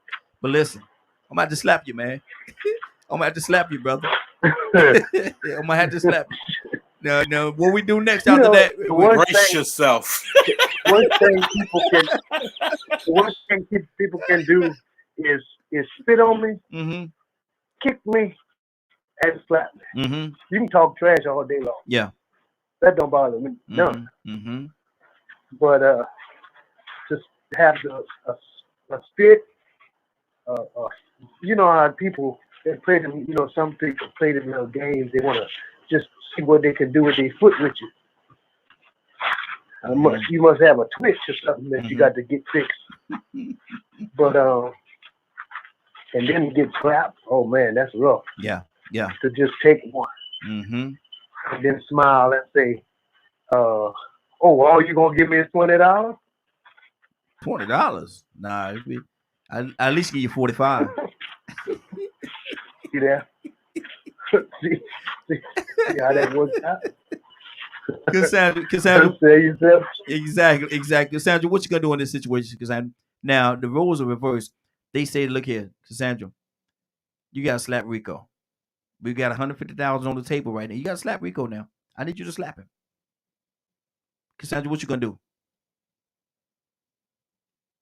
Oh, we lost Cassandra. Oh Lord, we lost. I wanted to hear what she was gonna say about that damn. Badger, you gotta slap Rico. Badger, you gotta slap him. $150,000. Are you gonna slap him? 150,000? Yes, sir. I'd probably say no. Then you and Rico. I'm not money hungry. So yeah. Watch this. I'm gonna prove a point to you. Watch this right here now. Now, I want you to finish your thought, but I want to prove this point to you. Rico, you there? Hey, I'm right here. Didn't you say earlier about my wife and my kids and this and that being out on the street? Yeah. Man, listen. I'm gonna fly the badge and stick my face out there and make them slap me. I'm gonna call them everything in the book. I'm gonna get a reaction out of him. He gonna slap this face, and we're gonna split that money. See what I mean right there? That's why I say, if you say no, Badger, and this is gonna be my point right here. If you say no, after that person walk away, you and Rico gonna have an issue, man. What the hell wrong with you, man? Why you just man? Look. I'm gonna do reverse psychology on him. I'm gonna make him mad. He don't have to slap me. I'm gonna get a slap out them hands. I'm just not that way. I'm weird. Sorry. But look at him. We might have to do it like fake wrestling. You want to wrestle so bad, I'll go in the wrestling mode on you. I just come and do a flying lariat. Exactly. But look, but the theme of the story, the moral of the story is he will slap you, wouldn't it, Rico? That's the end result. He will slap you. Man, listen, $150,000, man. I'm gonna walk up and slap a few people on GP on the way over there. Y'all gonna get 150 Lord. Leonard, now how you gonna get Badger? You and him standing there, this person walk up. How you gonna get Badger to slap you? What you gonna do? What's gonna be your theory? What theory? Badger's just gonna get up and say, "Who shot me?" That's it. Don't worry about it. Here, take this to the change. Get something nice for the wife and children. Mm-hmm. Be all So right. You be all right. You be all right. Trust me.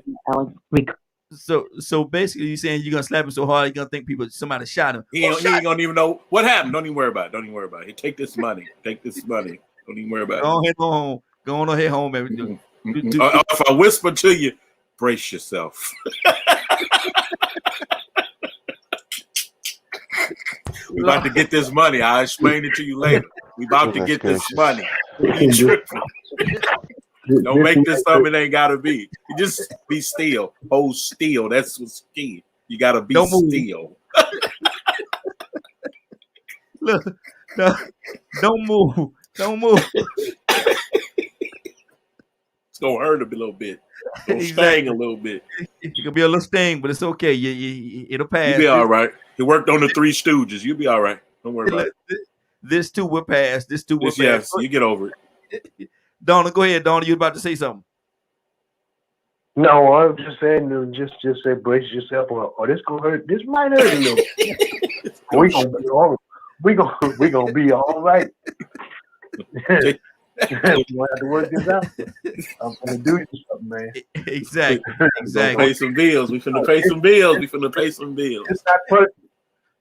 It's not personal. It's business. Exactly. But seriously, Raheem, this is what made I was so upset with our community with the whole Bob Johnson thing. Yeah. And people were so unrealistic. Mm-hmm. But he's a businessman. Yeah. He created something. It grew and it developed. Mm-hmm. And look at how much money he made from selling what he created. He was a visionary simply for that particular purpose. Mm-hmm. And then you all thought he should have some type of commitment to you simply because of his vision and his purpose. Yeah. You know, these people that grow companies and things, they don't grow them for your benefit. Mm-hmm. They grow them for their own benefit. Yeah. This notion that someone is supposed to share everything they have with you and practically allow you to rule over what they have worked for is irrational. Mm-hmm. That is completely irrational. Now, Leonard, so you saying to me if somebody would have come to me and knock on my door or send me an email or something like that, say, look, I want to buy DKM Media Group for $10 million. You saying I should sell it? What? And give them, don't even take nothing with you. Leave all that right there. Get that money and walk going on down the street. Lord Jesus. Badger, what do you say to this? Rico, we're going to finally get our cut. Matter of fact, we're going to slap Raheem if he don't do it and make that side money. See, now I'm getting slapped because I don't want to sell my company. Ain't that something? But it would be completely up to you. I would have a party for you and I would toast to your good fortune. Yeah. Man, look here. I'm gonna tell you something. Truth of the matter though, we all come up on that day. We all coming up. That's the day we all elevate. And I can promise you that. Rico, what's on your heart? Yeah, man. I mean that's true what he said, man. I mean, you had a lot of people got mad at Bob Johnson and they were like, well, he done sold it to them Jews and they gonna change up the programming and this and that. And I'm like, well, it ain't like the programming was, A1 when he sold it. You know what I'm saying? What we gonna miss? BET Uncut? Mm-hmm. Yeah. that's what we mad about. We mad because BET Uncut don't come on. We miss BET Uncut.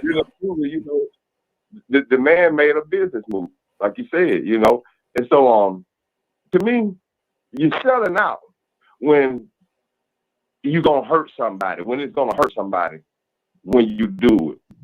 If somebody's gonna take a loss from the move that you make, then it might be a bad move then. Sometimes you might not have a choice, so you gotta save yourself personally. Your company might be tanking.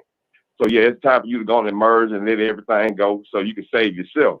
You might not be able to look out for the other employees, but in some cases, man, people do sell out and the ones on the bottom lose. So I think that's when it really needs to be clarified more when we start talking about selling out, because there's limits to the pain and loss that can happen, levels to it.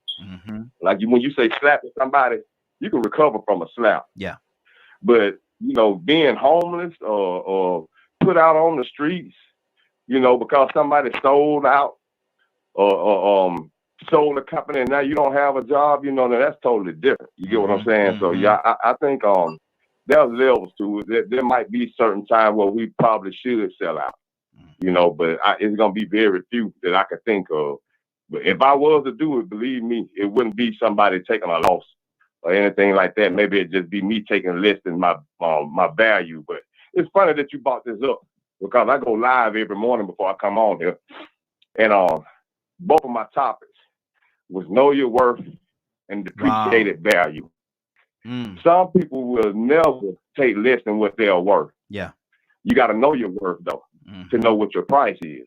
If you don't know what your worth is, a lot of times you're selling out and you don't even realize it. And one of the things that and again I got the song pulled up For the Love of Money by the OJs, and one of the lines they say people will steal from their mother for the love of money.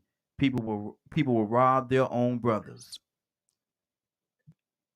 Badger, what do you think of that? People will steal from their mother and rob their own brothers just for the love of money. I mean, that's what I've heard, so it honestly doesn't surprise me. Wow, that small piece of paper. They say for that small piece of paper, Donald Toussaint, it carries a lot of weight. hmm Yeah, I mean, you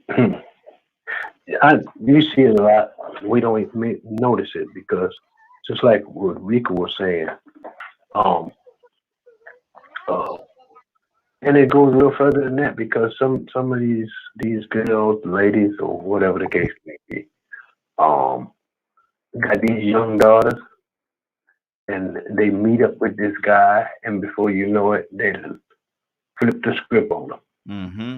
And they just worrying about, well, I got a light bill need paying, I need a my cell phone bill, and I need my nails done and my hair done. And they turn their daughter out. Wow. But for the love of money, that's all. It's more true now than ever. Because look at us. Yeah. Folks ain't studying no job. They get them the little help checks, quick money, and ain't nobody. And I know that's a little off, but ain't nobody studying paying a bill next year. Yeah. They're just talking about right now. But time is gonna rain in your life sooner or later. Exactly.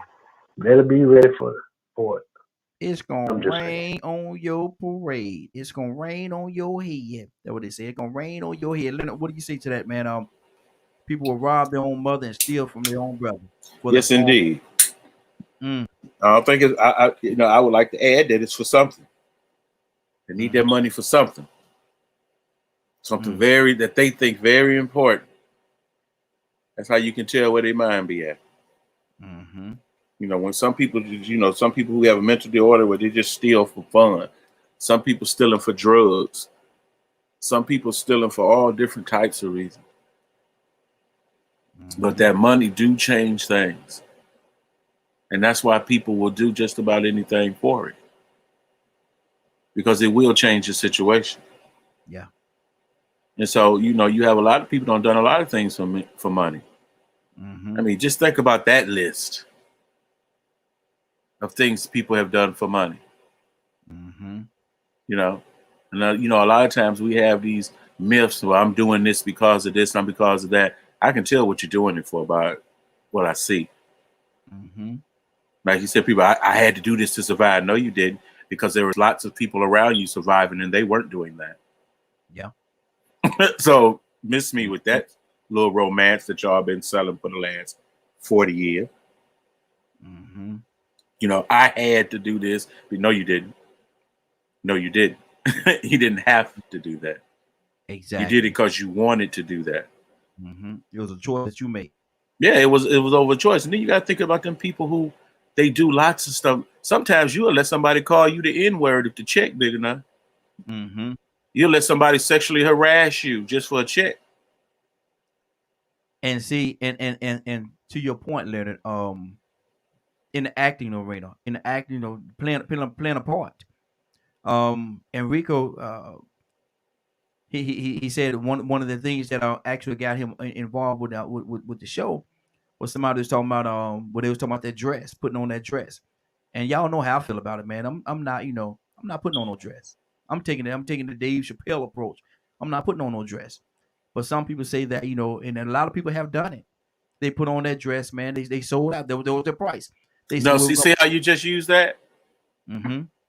You don't know if that was a big deal to that person.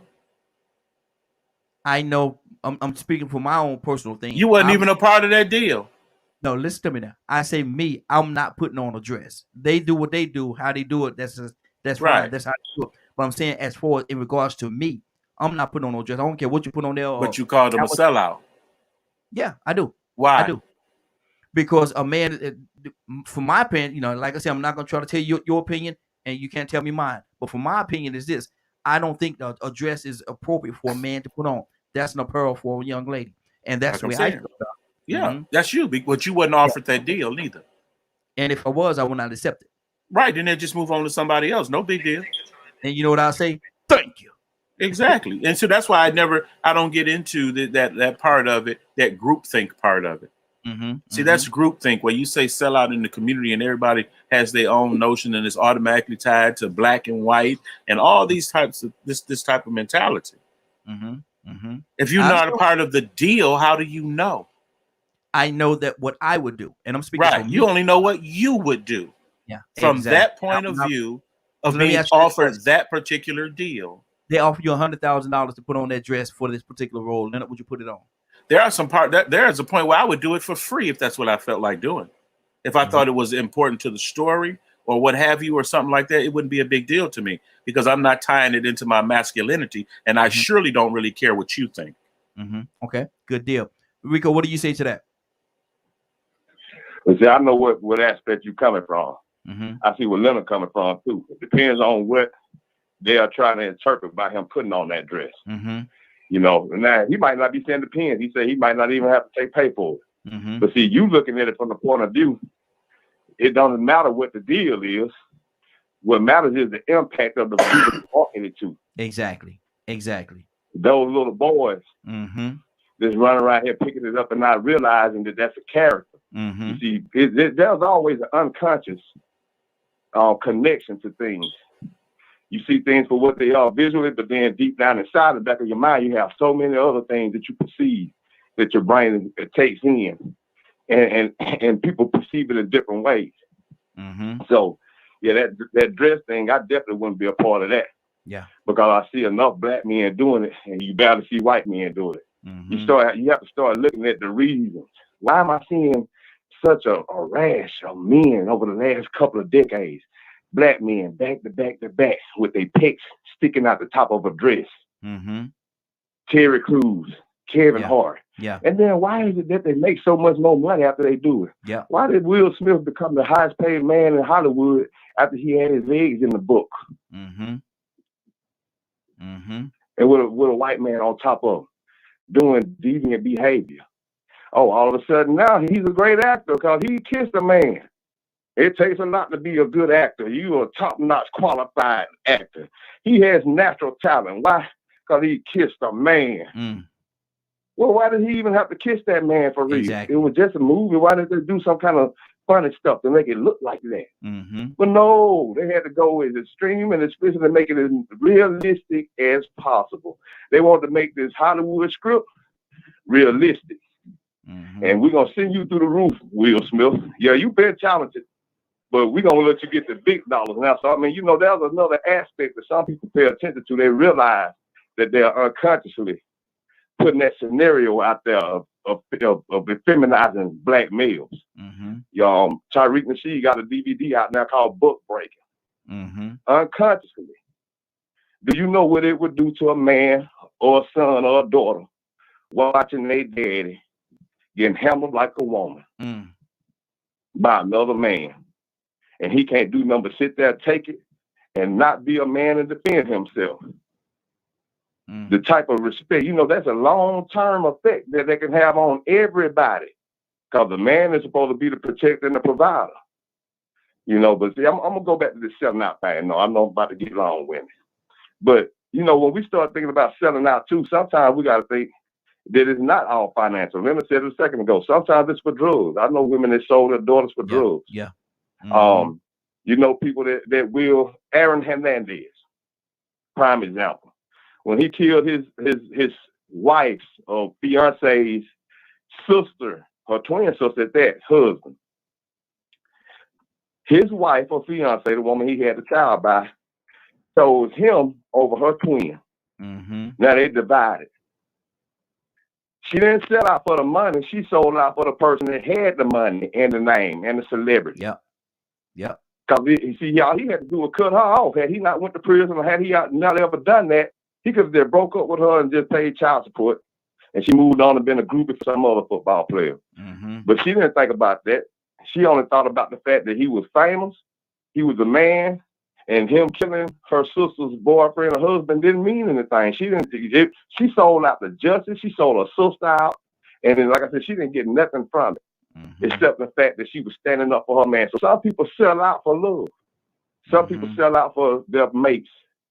It ain't got nothing to do with money. It got to do with just infatuation and love and loyalty to the wrong people. People will sell you out. Sell you out. Exactly. Patrick, what's on your heart, bro? Man, if a person can't tell what's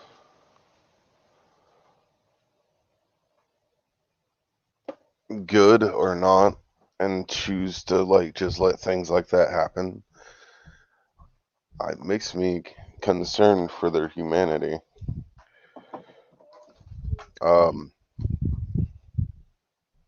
It's those kinds of thoughts are actually quite spooky.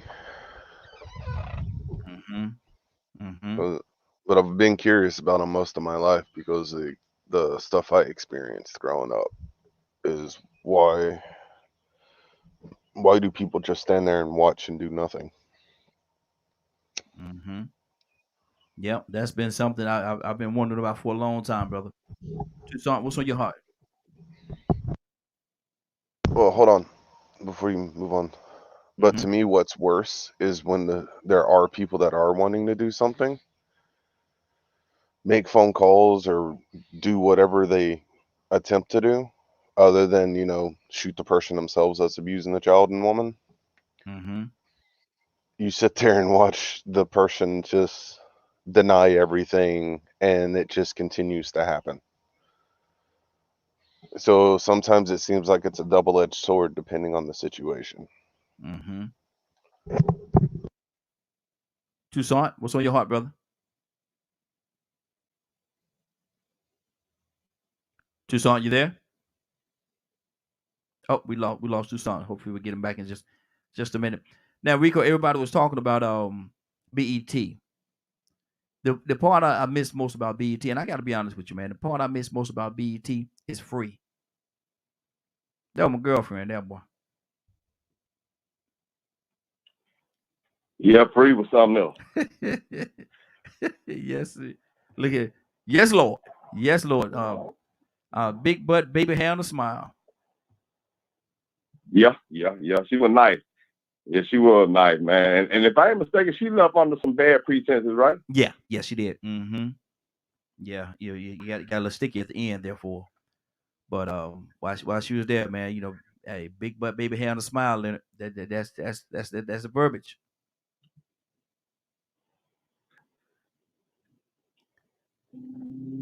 Leonard, you there? Everybody must be gone. Yeah, no, Leonard? I'm there. I didn't realize you had called my name for something. Yeah. You were sitting there. You were sitting there fantasizing about free, I believe.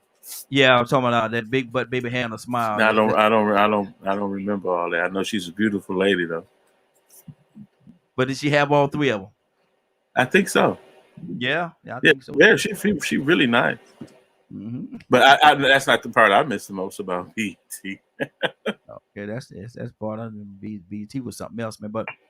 But my thing is, and y'all talk about sellout, and you talk about your man when he sold it, Bob when he sold it.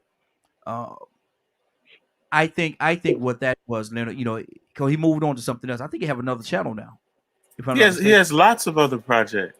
And so I think what he did was, and people not gonna, sometimes people just not gonna understand, but what he did, he took that money and went to another area and did something totally different, employing other people, employing more people than he actually was able to employ at BET alone. Like I said, and he'll always do that. He'll always do that because that's the type of person he is. Johnny Cochran was more than just a lawyer. Yeah. He held extensive holdings in real estate. Mm-hmm.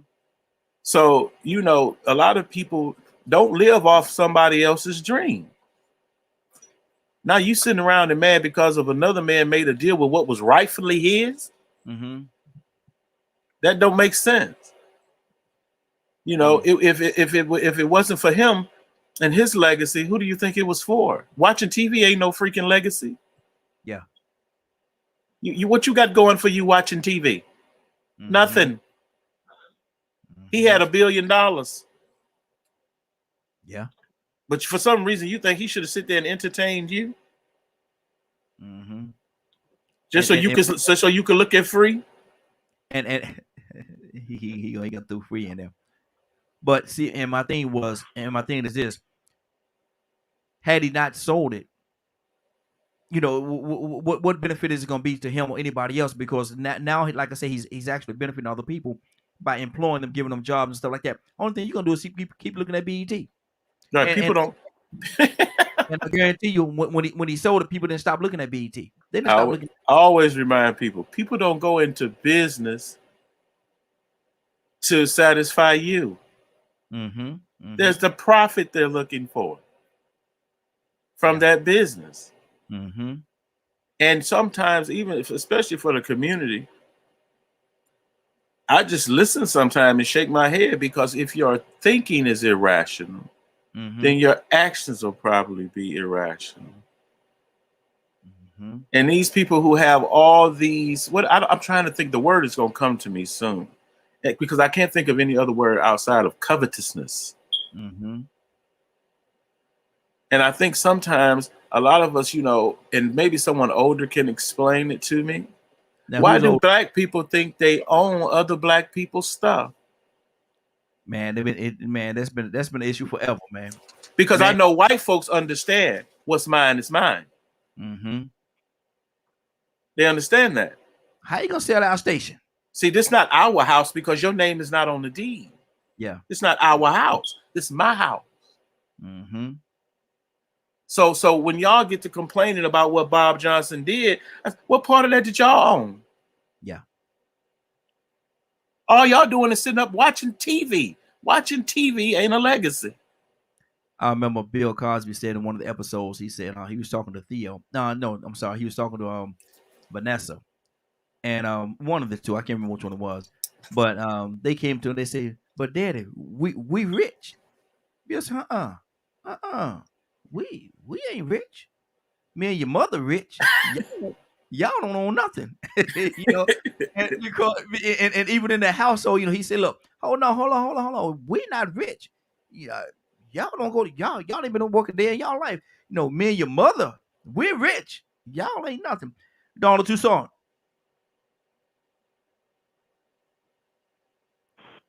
Donald Tucson, you there? Yeah. I'm going back. I'm going back. back. My mute button. There you go. I'm going back to For the Love of Money by the OJs. I'm gonna read these lines. I want you to tell me what come to your heart from this. For the love of money, people will lie. Lord, they will cheat. For the love of money, people don't care who they hurt or beat. For the love of money, a woman will sell her precious body. For a small piece of paper, it carries a lot of weight. Call it lean, mean, green. What's on your heart, brother? Lean, green. Oh, Lord. Da. Wow. Oh, man. I don't know. I think about what condition we left our young folks in. Trying to make it. Mm-hmm. Trying to make it. You know, trying to survive. We say, I'm just trying to get it. I'm trying to get that paper. Mm-hmm. I'm trying to get that paper. Yep. And your children crazy. Mm-hmm. For the love of money. Mm-hmm. Yeah, you got, and I understand, and I'm not down on women that have to, and men that have to raise children by themselves. Mm-hmm. And so they get two, three jobs. and maybe just one good job Mm-hmm. that just take up all your time. So all you do is work, trying to get it, trying to get that paper, riding good, looking Mm-hmm. good. I'm talking about, man. Mm-hmm. But then you go to the house. You go to the house and you got clothes all over the place. Mm-hmm. You ain't got time to even put them up because you're moving all the time for the love of money. Mm. And then ain't nobody can tell you nothing Nothing. about what you do. And people do what they want to do. I mean, it's your thing. Do what you want to do. But there's some things of money you don't have no peace of mind. And what's the price of peace of mind? Mm-hmm. That's priceless. Mm-hmm. But to keep getting it all the time, and then you're manipulating everybody you meet. Yes. That's the thing. Mm-hmm. So now, one thing about that is every seed you sow is coming up some kind of way. Mm-hmm. It's coming back again. Oh yeah. So when we strive for that dollar bill, then we got to look down the line and see what happens. How did we get it, obtain it? But it's your thing. I mean, Mm-hmm. people do what they want to do these days, especially. Yeah. So hey, Mm-hmm. there it is. There it is. There it is, Rico. For the love of money, people will lie. Lord, they will cheat. For the love of money, people don't care who they hurt or beat. Let's stop right there. What's on your heart, brother? Yeah, they'll throw you all up under the bus. They'll sacrifice you. Mm-hmm. They will sacrifice you. Like I said, just I put it to you this way: the love of money. A person can have so much money that you just love the fact that they can provide you whatever that they have. So you love their money. In the process of you loving their money, you might have a child that person don't like. And they say, well, you know what, man? I want you, but I don't want her. I don't want him. I don't want them. Mm-hmm. And you love this person so much because they could take you to Vegas. You ain't never been to Vegas. Mm-hmm. Oh, y'all take trips every spring. You go, not every spring. You take trips like once every 2 months. Yeah. You know, been to the Bahamas now. You go to Miami on Memorial Day weekend. And next year, y'all going to Dubai. Mm-hmm. Y'all living y'all best life. Mm-hmm. And he's single. He don't want no children, but you got children. So now here it is. You know what you want to do, because you living life and you experiencing things you ain't never experienced before. Well, the question ain't what you're gonna do. The person is that person that decides to sacrifice their children to go and live their best life. Did they sell out for the money, or did they sell out for the opportunity to help that person spend their money, or to just reap the benefits? I mean, see, that's how far it goes. That's the type of control that money has. Yeah. Now, and I love money, but I hate the way that people abuse money, and I hate the way that people sometimes go about getting it. Mm-hmm. That's what the worst part about capitalism or money is that some people abuse the system and they manipulate it to get it by illicit means. Mm-hmm. I mean, they hurt people, they harm people. Some people lose out in the process of you trying to gain. And so, it's sometimes, when you get sold out, I can speak from a personal experience, I've been away from my mom since 11 years old. My stepdad, he was what you can consider rich, I guess. He worked, but he invested money. So, he always made money on the side, had us going out working on the weekends. And when he got off work, always made money. He was about that money. She loved that. Mm-hmm. Had us living in the neighborhood. We were the only black people in the neighborhood, the first black people. Moving on up like the Jeffersons. Yeah. He was a great provider. Mm-hmm. But he was abusive, mentally and physically, towards her and me. Mm-hmm. Guess who she chose? Wow. It wasn't her money. It's his money. But guess who went to live with their grandmama at 11 years old? And so, sometimes it ain't even really just your money that people are selling out for. They're selling out for the access of the people that had it. So that's what happened with me, you know what I'm saying? I pretty much was sold out, a sacrifice for a person that could provide. Wow. And that's a whole nother side of being sold out. It is. It is. Wow. 678-381-1973. 678-381-1973. give us a call. We're talking about what is your price? What is your price? What would make you sell out? What will make you go for the bag, if you will? What would make you do it? Public Citizen said this right here. He said, "What would it cost?" Badge, I'm coming to you with this. What would it cost to sell out like Candace Owens or Jesse Lee Peterson? Badger. Nothing. Mm-hmm. I don't have a price. Okay. Badger standing on that. Hey, there you go. There you go. Leonard. It's just that's my personality. Yes, sir. Yes, sir. Hey, I'm with you. I'm with you. What would it cost, Leonard? What would it cost to sell out like Candace Owens or Jesse Lee Peterson? I don't know. Shoot, you have to ask them. Like I said, I don't. I don't. That's one term I do not really use. Mm-hmm. And I don't like to hear people call other people sellouts because you don't know. You don't know. Those people could probably just be doing that out of that's what they want to do. That's the position they've been. I don't know them people. I know I don't support their points of view. Yeah.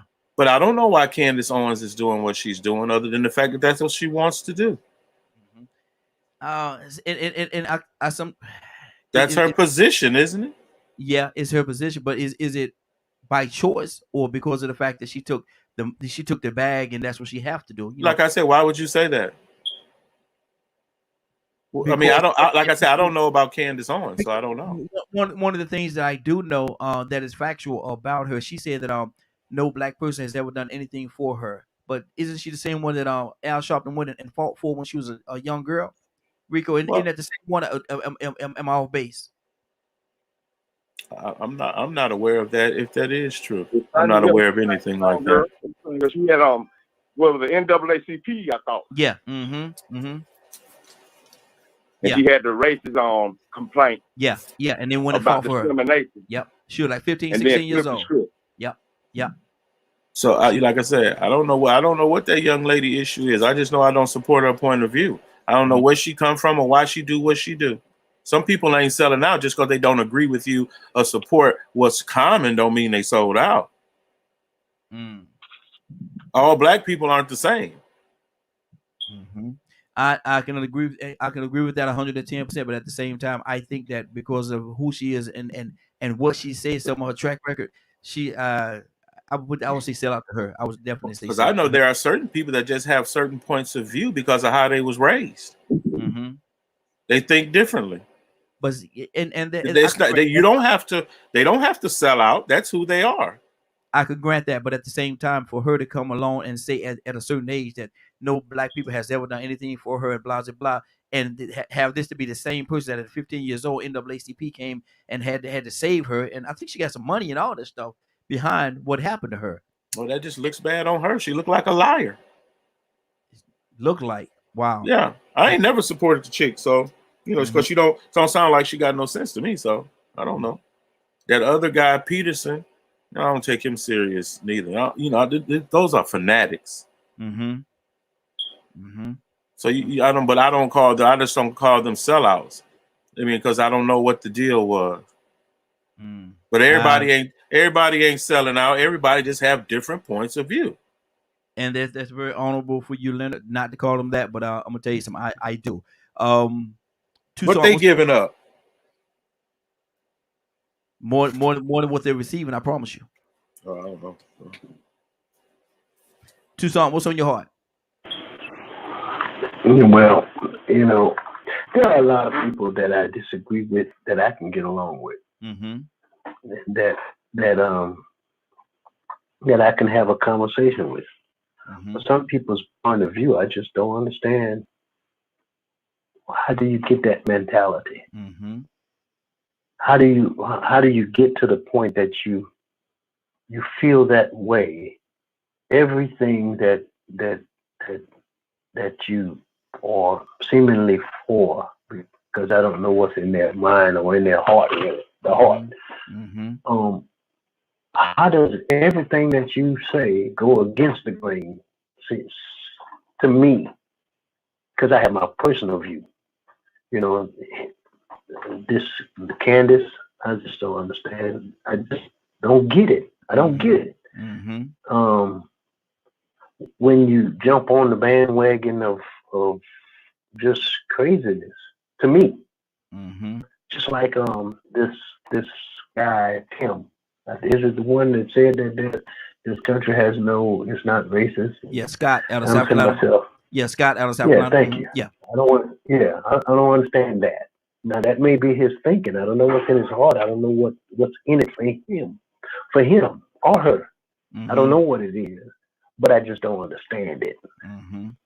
So, um, even that. Okay, let me use this for an example. Somebody may say, call me a sellout in a sense, because I hold a position, but I don't compromise. Mm-hmm. I have a point of view. Yeah. You can't come in here or to me. I don't care what your position is and talk to me crazy. Mm-hmm. No, that ain't gonna work. Let's start this conversation all over. Mm-hmm. Because you didn't win against all policies and procedures because your voice is raised. You send me an email with capital letters. Hold up, I never did like big words. Mm-hmm. I don't, and I put that in his response. I don't like big words Yeah. Yeah. because that makes it seem like you yelling or you going a little bit, you getting a little excited. Mm-hmm. I don't get excited about nothing. Try not to. And if I do, then I'm gonna act up. Mm-hmm. But there are some people that I don't know what's in it for them, but it makes it seem like it's either power, prestige, fame, something that they strive for that we may say there got to be a price in it somewhere. Mm-hmm. 'Cause Exactly. Exactly. Rico, are they sellouts, brother? I'm starting to think the more I was listening that we might need to rethink that term. Cause for somebody to Mm-hmm. sell you out, 9 times out of 10, they probably had to be going along with you and then turn around and backstab you. Mm-hmm. More or less, I look at Candace and Jesse as Sambo, Mm-hmm. less than sellouts, because I don't think they were ever with us to sabotage us or to go and turn around and harm us and then they kind of way to throw us under the bus. They just Mm-hmm. speaking gibberish, a whole lot of garbage. You know what I'm saying? The propaganda that they speak, they using what they call it, talking points to just Mm-hmm. agenda.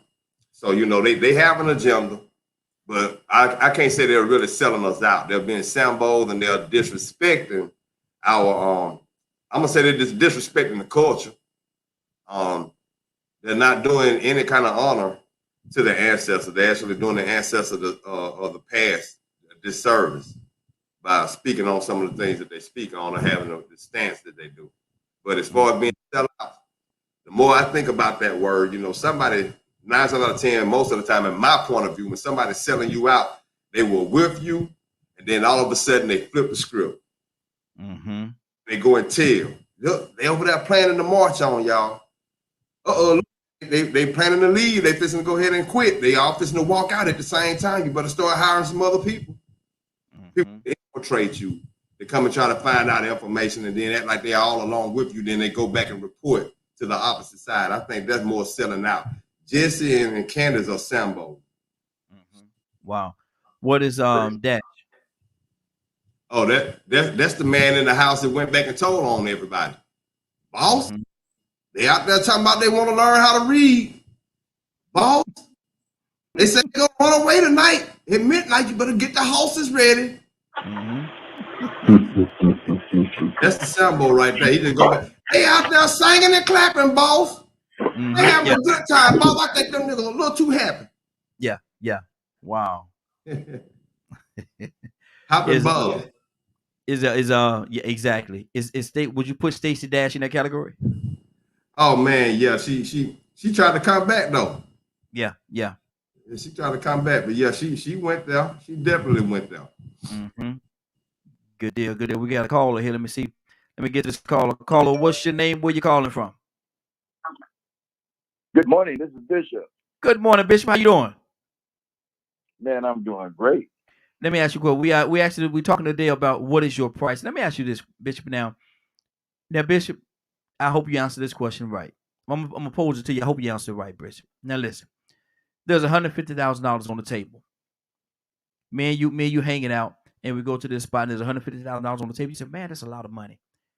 Fella walk up to you. They say, look here, man, you can have that money. Only thing you have to do is slap that fella that's with you right there. Do you slap me, Bishop? No, I don't slap you. So if I slap you, you're gonna turn around and slap me back, and there's gonna be a fight. Mm-hmm. And there's not an amount of money in the top side of this world for me to betray anybody that's supposed to be my friend and partner. Mm-hmm. So, you know, the question you're dealing with, and I appreciate Leonard. I was listening to him, and I love the fact that Rico thought, let's just redirect that statement about being a sellout. Mm-hmm. And because, you know, people have their agendas and their views, and how dare I come along to distort their views or their opinions about certain things, and maybe whatever they experience.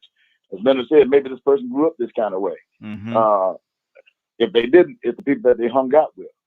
And it's so true, you know, even communication grew up good manners. You may start off right or may start off in a certain direction, but the people you hang around somewhat convolutes your mind, and now you got stuck on stupid, as some would say. Mm-hmm. But, you know, I don't think there's enough money in the top side of this world for me to betray our friendship or sell out. And no. Good deal. And No. see, I can respect it and appreciate that, man. But some people will say, now watch this right here. Leonard, what do you say to that? Watch this now. Watch this now. Say to what, Raheem? Bishop said he wouldn't do it. He said ain't no way in the world there ain't no amount of money on this on God's green earth to make him sell out a friend. So that $150 will stay on that table because he ain't gonna slap me.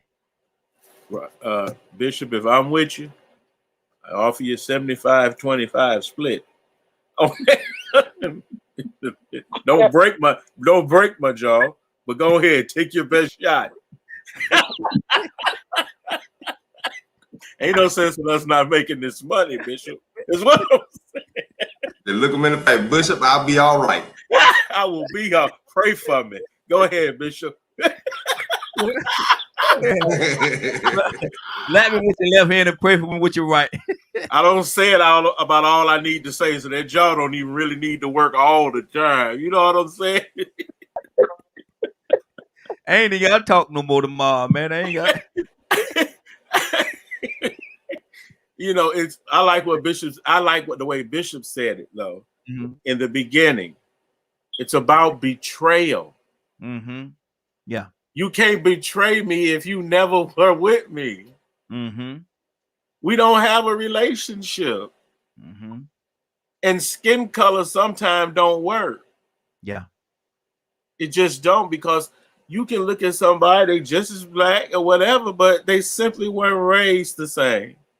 Mm-hmm. They not a part of the culture at all or anything. Some of them have real mental problems because they do still have those vestiges of what we would call, like Rico would explain, as Sambo. You have to know that story on why they call him Sambo and then why people kept calling certain people Sambo. Mm-hmm. And, you know, I know all the derogatory terms, like look how long we've misused Uncle Tom. Yeah, yeah. And those types of things. But a lot of people don't know the stories that go with them, and they're just saying them. So when you think about it, it almost makes it worthless, because I hear that word so much in the community. Sell out this, sell out that. It's almost like, what do y'all think people getting?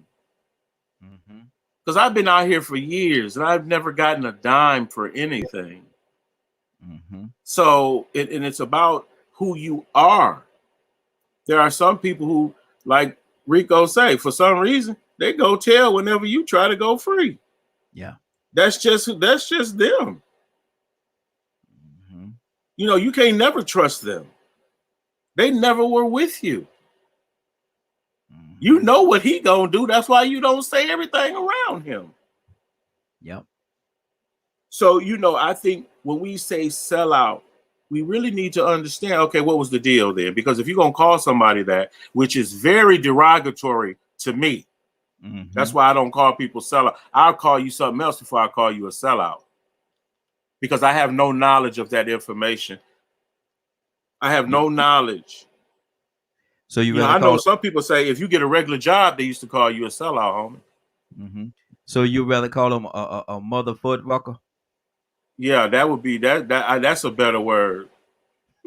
That's a now we can laugh and joke about that, but we can't laugh and joke about sellout. Yeah. I can't laugh and joke about that. Mm-hmm. That's not, you Because know. because there's a lot attached to it. There's a lot of negative connotation attached to Yeah, that. man, you did something intentionally. You Mm-hmm. meant something by what you doing. You knew the rules. You knew the values, and for some reason, you turn your back on all that for what? Mm-hmm. See, Mm-hmm. that's serious to me, man. So I don't just throw out. That's worse than any cuss word that I can imagine to me. Mm-hmm. So Leonard, how would you respond to an individual that come up to you and say, Leonard, you're a sellout, man. You just a sellout. How would you respond to that? You know we finna fight. Mm-hmm.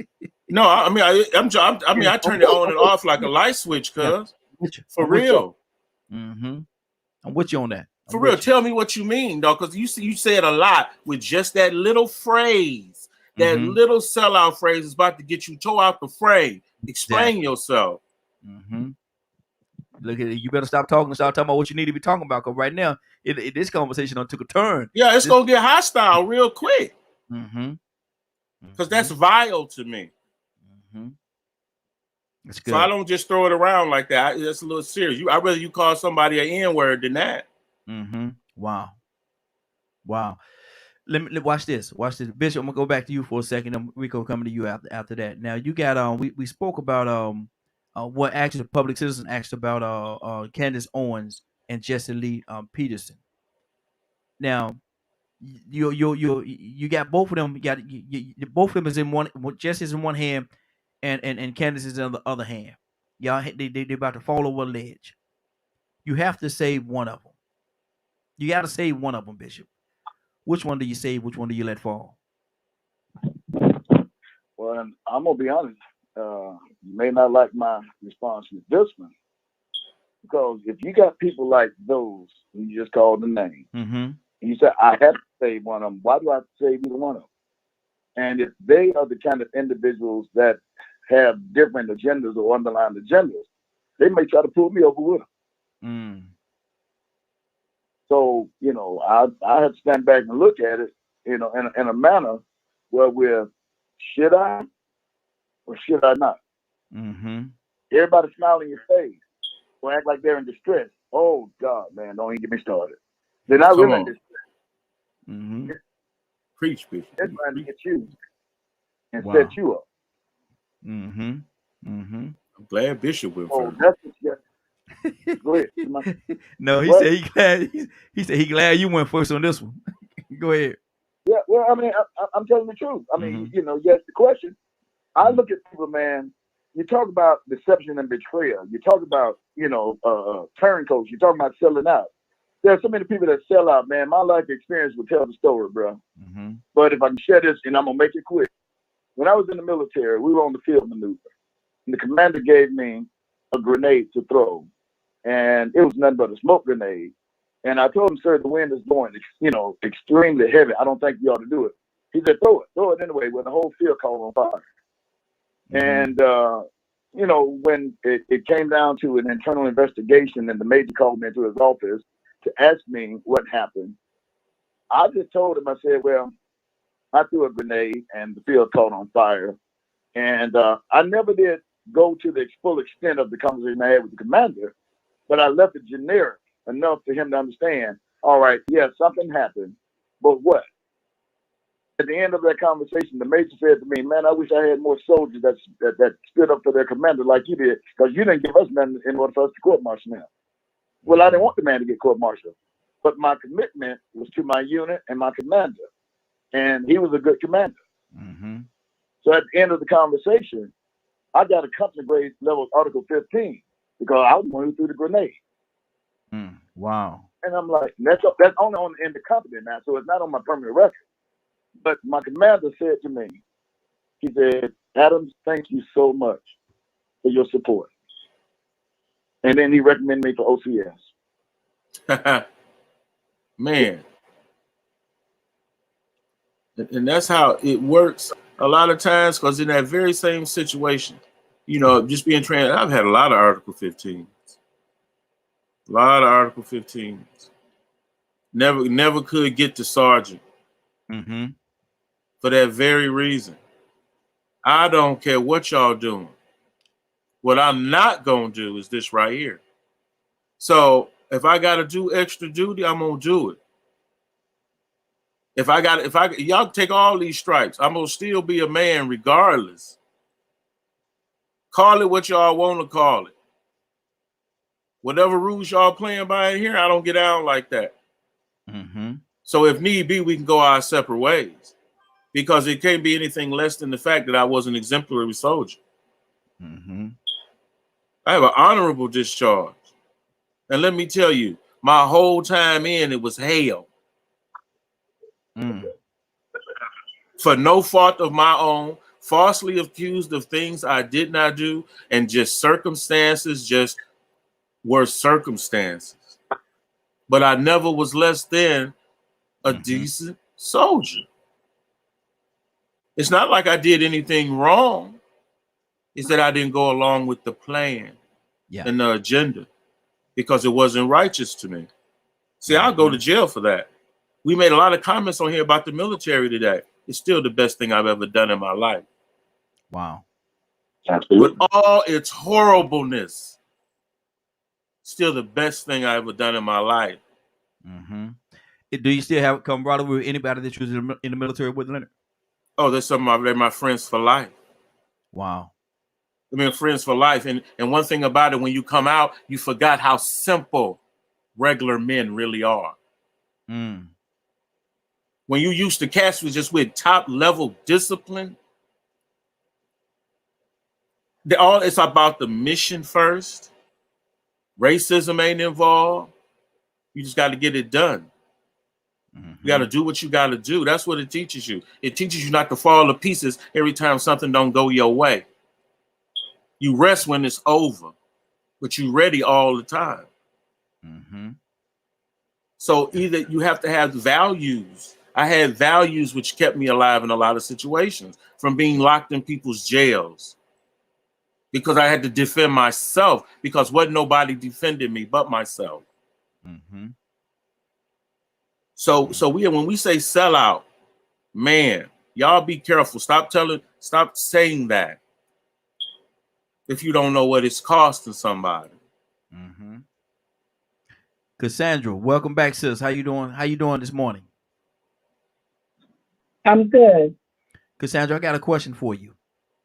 Now you on the ledge, and you have in one hand you have Candace Owens, and in the other hand you have Jesse Lee Peterson. You have to save one of them. Which one do you save and which one do you let fall? Jesse Lee Peterson, who's that? You don't know who Jesse Lee is? You ain't missing nothing. Oh Lord, I knew Rico. That's why I went to him. I knew you were about to say something. Tell her who that is. A clown. I mean, he's like the Morton Downey Jr. Yeah. Ash. Oh man, I can't even associate him with anybody, man. I mean, he's like the anti-black, Mr. Anti-Black America. He's terrible, man. He's terrible. He like Uncle Ruckus. Yeah. He's like the live version of Uncle Ruckus. So I have my answer. Which one? You'll save him? Yes. Oh, you'll save him and you'll let Candace Owens fall? Yes. Wow. Because at least you know who he is. You know what I'm saying? And he white to put on top of that. No. But you got a black woman doing all that crazy stuff. I'm done. She's gone. Jesse not white? No, Jesse as black as he can be. Jesse black. That's what. Oh, then both of them gone. Yeah. Introduce them to one another and tell them to shake on it. Wait, y'all. I'm not picking either one. Both of them gone.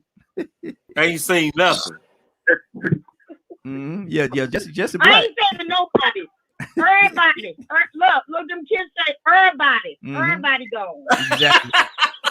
No, I'm not familiar with him though. I don't know who he is. Okay. Badger. Candace, I know. Oh, okay.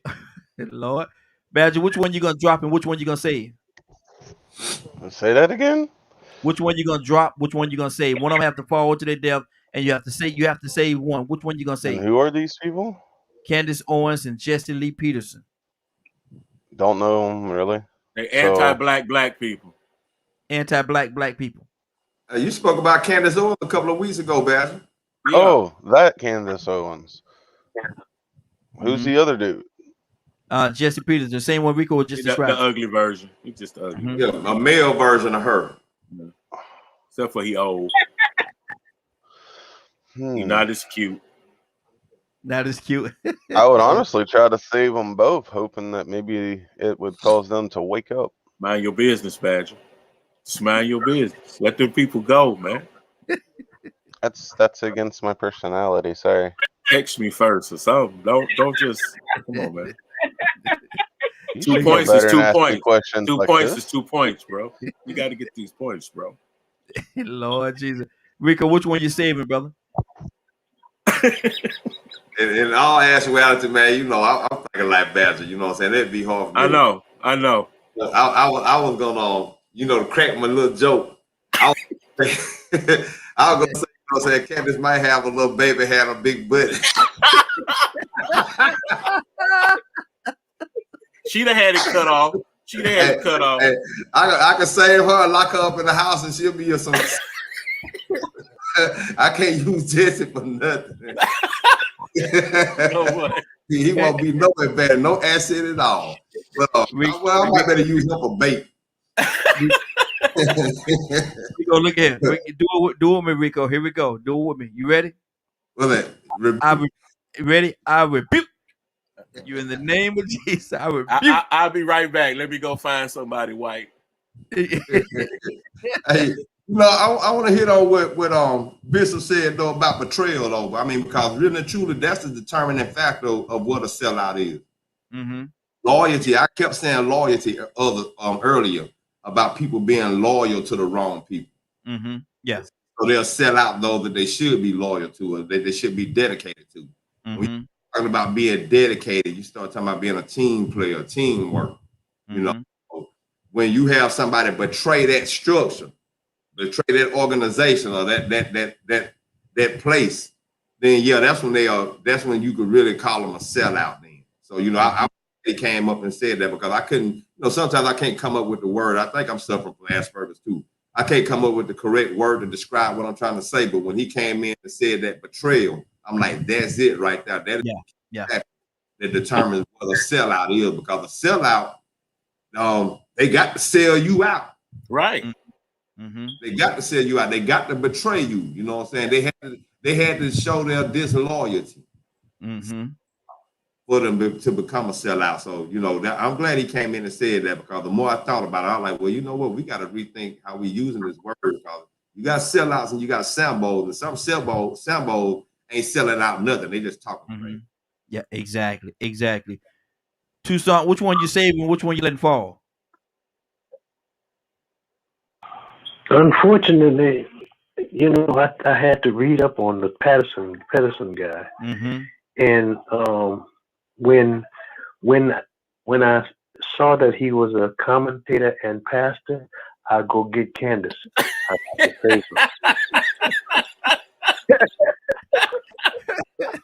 That's the preacher hating preacher I know right there. Tucson. I'll push him down and throw a big rock right behind him. My goodness. It's straight to homicide. Lord. Hold on, man. Why you gonna let the preacher, because man? He should know better. He should know better. Yes. Because he sees the word, Lord, and I'm sorry to put more emphasis on him because they say he's a pastor. But because he's a leader, in the society, supposed to be an advisor to the people, a representative of holiness. I throw the biggest rock right behind him after I push him down. And then I was finna say something else. there are some people. There's a guy that he would not listen. He was actually a preacher, older preacher, and I wish I could say what I want to say. I'm gonna call you later, right here, and I'm gonna tell you what I think. Okay. I should tell Rico and Leonard this too, Mm-hmm. because I told him, I said, because he wouldn't listen. I said, man, you know what?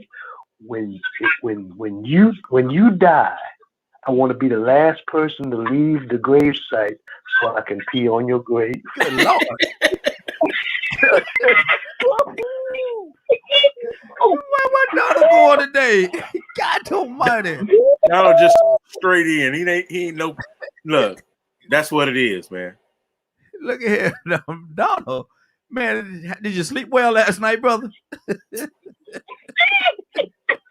How'd you sleep last night? I sleep good, brother. Okay. You must you acted I'm sorry. you like you toss and turn all night long last night, brother. God almighty. Leonard. They got people. Some people ain't worth a dime to me. You gotta say it right, Raheem. Yes, Gotta sir. say it right. Yeah, hold on, you gotta say a Bishop said you gotta say it ain't worth what now? Ain't worth what? What is it worth, 2 dog? nickels worth of dead dog meat. Yeah. 2 nickels worth of dead dog meat.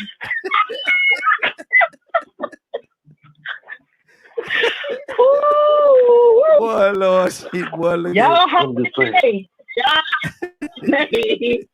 Lord, my G. Man. Hey, Leonard, which one you gonna say, brother? Which one gonna fall? Man, come on. Where them people at? I ain't seen them. I ain't heard nothing. Who?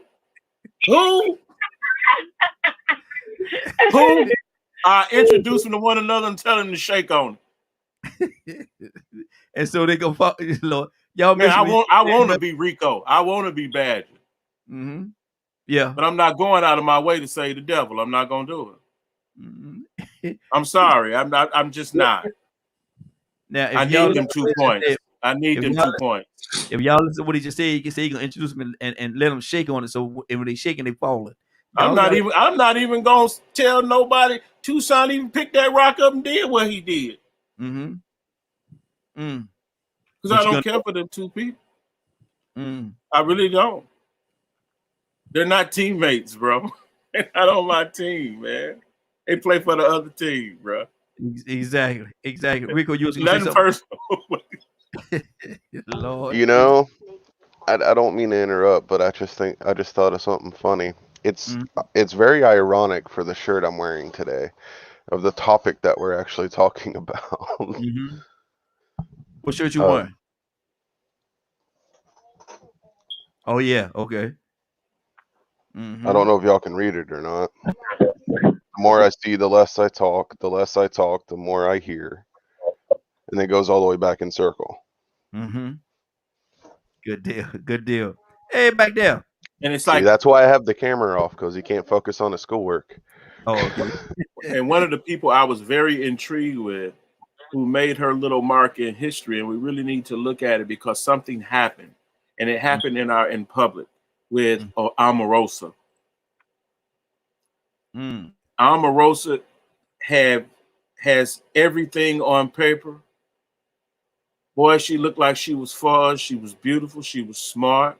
But she dedicated herself to the other team. Yes, she did. And it went against everything that this young lady was supposed to have been. That's why you go to that HBCU. You know, that's why you do all those and then claim to be a minister of the gospel and then play for the devil's side. We watched her change in public. Yeah. And things happened with her that made yes, ma'am. But Leonard, pay attention to what happened to her as a result of her going to the other team and betraying people. What happened to her? Look at what happened to. I mean, I think Candace Owens and whatever his name is need to take Omarosa as as Yes. an example of Yes. kissing butt and then getting your butt kicked as a result of kissing butt. So Mm-hmm. Yes. I don't feel nothing for her. I don't feel sorry for her. Nothing. You Mm-hmm. put your own self in that position. Mm-hmm. And Right. I wonder what. I'm just throwing this out there. Right? If there was a race war to break out, do you think that Candace Owens and that guy, if some white hate mongers came after them, do you think she could say, "Hey, I'm Candace Owens. I'm on y'all side"? Do you think that would work? No. No. No. No, Mm-mm. no, no. You know, Wow. and Wow. that's how I feel about it. It's certain things that don't go together. And we watched that young lady go from one end of the spectrum to the next. And Mm-hmm. it was like we just watched this. Man, it's worse than even being a prostitute. And you know what's crazy about that, Leonard, is we knew what the outcome was going to be, but she kept pretending like it was going to be different this Exactly. time. It's going to be Exactly. different this time. I'm going to be the first one to achieve this goal. Yes. And you know, not only her, Richard Steele, who was head over the Republican Party at one point in time, Tim, man, these same type of individuals that feel like they Throw them black preachers in there. yeah. And the two women that was up there, Sugar and Spice, Heckle and Yeah. Jekyll. Yeah. Yeah. Power Yeah. and Tart, I don't know what you want to call them. Man, they was up there showing out. And y'all already know the history. You know, that's why we go back and talk about history, why it's so important for us to know our history. These people have existed throughout time. And they always have the book slammed in their face. They always get the door slammed in their face. It always backfires. And now they have an open example, up-to-date example with Omarosa. And you still have these people with this mindset preaching the same narrative, marching along. They might as well have been holding the signs too, saying you will not replace us. They should have been out there holding them signs. Same thing. You can't win. And what happened? And what happened in a situation like and God bless the dead, but Herman Cain died of Oh my COVID. goodness. Running behind Trump. Mm-hmm. He died of COVID, man. Walking around, not want nobody no mask because Trump said you don't need no mask and all this stuff. This man died of COVID. Running behind. I've talked to people who operate in different capacities, right? And Mhm. there's always going to be this intersection of what you do for a living and racism and Mhm. these types of things. And I was pulled to the side by a man who told me, he was an officer. I don't like when them people was calling me less than a black man. Mm. I don't like when them people was protesting me and what I did. That hurt my feelings. I said, you know what? Well, to them, you sound just like a white man in blackface. Look at what you said. You said the exact same thing Bull Connor said. You have all this here, but now you looking at me telling me you felt some kind of way when other black people were calling you less than a black man. At least you know you were wrong. Yeah. At least you know that. Now that you know, stop acting like a white man and be a decent black man, and people will talk to you and respect you that way. But see, all those things you all said in the public, y'all sounded just like them racist white sheriffs and police chiefs all throughout history. The verbiage itself almost matched exactly. That's why these people at your doorstep. Badger, what's on? No, I'm sorry, Bishop. What's on your heart, sir?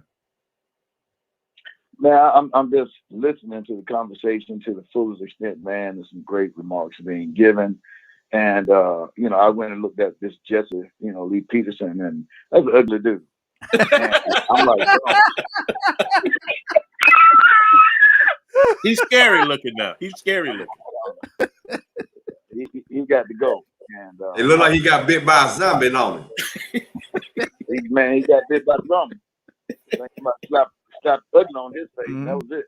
But at the end of the day, man, the reality is, we know and understand, and we hope that the listeners that are listening to the program this morning are getting an earful. Don't be like them. Yeah. And always be able to think for yourself. But if I can, Raheem, I think this is one of the greatest platforms that we have here in this world, in America. Praise and God. what you do in all the different regions in which you reach. And I told you, for me, you got the one of the number one shows in the world, especially with this Morning Glow. Yes, sir. But we talk about betrayal, deception, turncoats, and all those things like that. And when I was in politics, I hired a person. I friended the person. I thought we did. And sat in my house, man, when I was me and my wife, or worked in my office, and that individual lifted up her heels to try to bring about deception and ask for money. And that sort of took me back, because I'm very faithful and loyal to, all that I do and the people that I represent and work for. That hurt. That hurt me real bad. As a person, I don't care if I'm a preacher, man, we have feelings too. Yeah. And so then, I after all that was said and done, the people knew me. It was bad that people would even think that less of me, or think I would do something as underhanded as something that's what I was accused of. The crazy thing about it, my wife is with me over 90% of the time whenever I go any place. So how in the world would I have time to do anything with anybody, anywhere, in the house? But it's betrayal, man. Yeah. So when I run into people like that, you ask me, well, will I save them? Well, the Bible says, get that wicked one away from us. So if Candace is wicked and this Peterson fellow is wicked, and they about to fall off a cliff, why in the world would I want to go over there? We need to get that cancer away from us.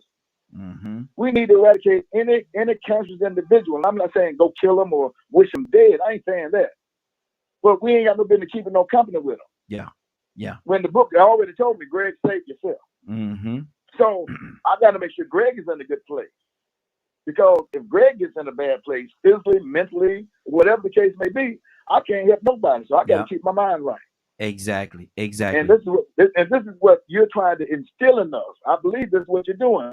Rico with his wisdom, Leonard, Badger, Cassandra, Donald. I mean, come on, man. We're all speaking the reality of what we deal with. And we can't walk around here with blinders on, act like we don't see the foolishness that's going on. And we ain't going to say nothing. You better say something. Because that cancer that him or her or she and they have can mess a whole lot of other people up. Yeah. And we saw that from what was in the White House. But I'm going to say this.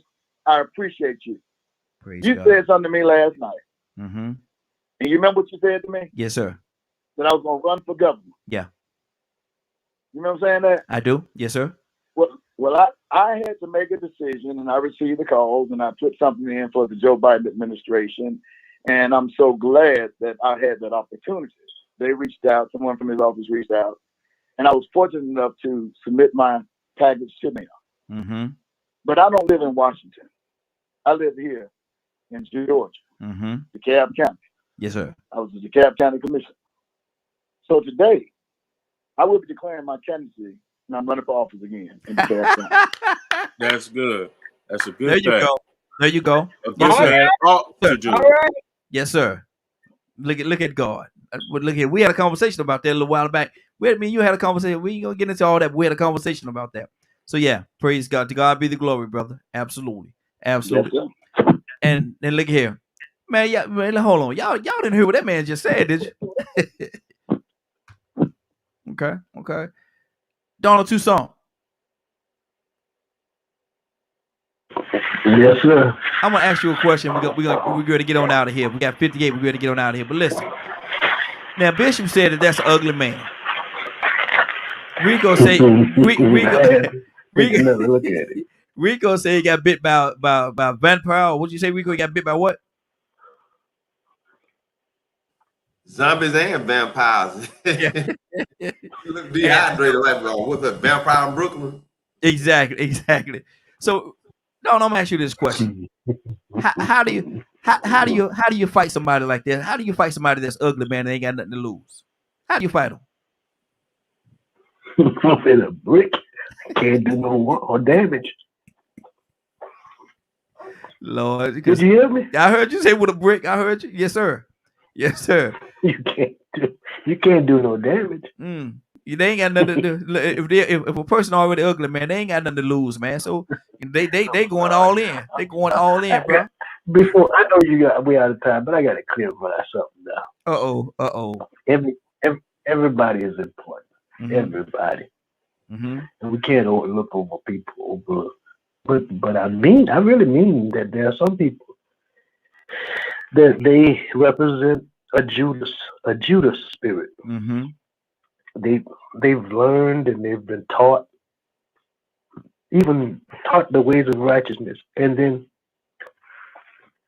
they just go crazy. Mm-hmm. I don't know if it's money, fame, or fortune, or what it is, but I just don't understand it. But I Mm-hmm. just wanted to make sure that I say that everybody's important, Yeah. but I really mean that yeah, there are some people that I just don't understand. Leonard, how do you fight somebody that's ugly, man? They ain't got nothing to lose. Man, I'm not into no fight with nobody. I don't like to fight, Mr. Raheem. Okay. I'm just very much into self-defense. No, well, that You sounds know like I am practicing nonviolence. mm-hmm. With that brick. And so it, With that it yes, sir. I He said tried to make the best practically decisions, nonviolent. but I think I got out of this. That betrayal Mm-hmm. is the issue. Mm-hmm. Betrayal is something completely different, man. And I think it's more a part of being, quote, that sellout. Mm-hmm. But this means that there was a relationship. Yeah. And something's wrong with that relationship that someone would betray you so Mm-hmm. because you entrusted them. These people that just cause they black standing up talking about this, that, and the other, don't mean they're a sellout. That's just who they are. They ain't selling nothing out. Mm-hmm. They're doing. I had a friend of mine. I gave her opportunity to always speak in our meetings and things. He was a completely different point of view, but we don't speak to this day because he chose the other side. Mm. See, once you Wow. step over that line, I'm done with you. Mm-hmm. Ain't no So coming back. whatever we shared in the past is in the past. Now you on the other team, and I'm always trying to win. So that puts you at a serious disadvantage. Yep. Exactly. Now, Leonard, what's going on at 3 o'clock today, sir?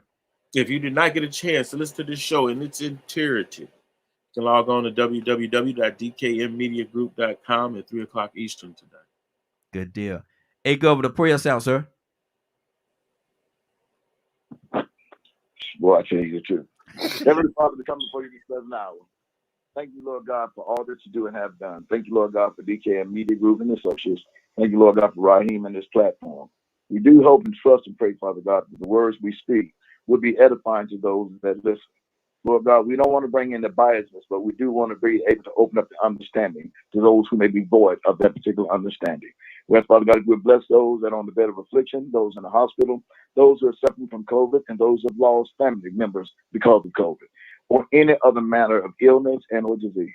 We know, as Father God, if we'll bless those government, bless the government in which we serve under, Lord God, that they may do the things that are necessary for the people. And I ask, Father God, this prayer, if it be your will, in your name, Christ Jesus our Lord. Amen. Amen. Rico, anything on your heart before we get out of here, brother? Oh man, it's good, man. Great show. Try not to be that person that goes out here and betrays anybody loyalty. The tends to sabotage that comes along with that. But if you don't want to be labeled a sellout, don't betray anybody. Stay Mm-hmm. as loyal as possible to righteousness and positivity. Exactly. Cassandra, anything on your heart before we get out of here? You closing it out for us? Nope, it was good. It was good. Thank you so much, everybody. Praise God. Praise God.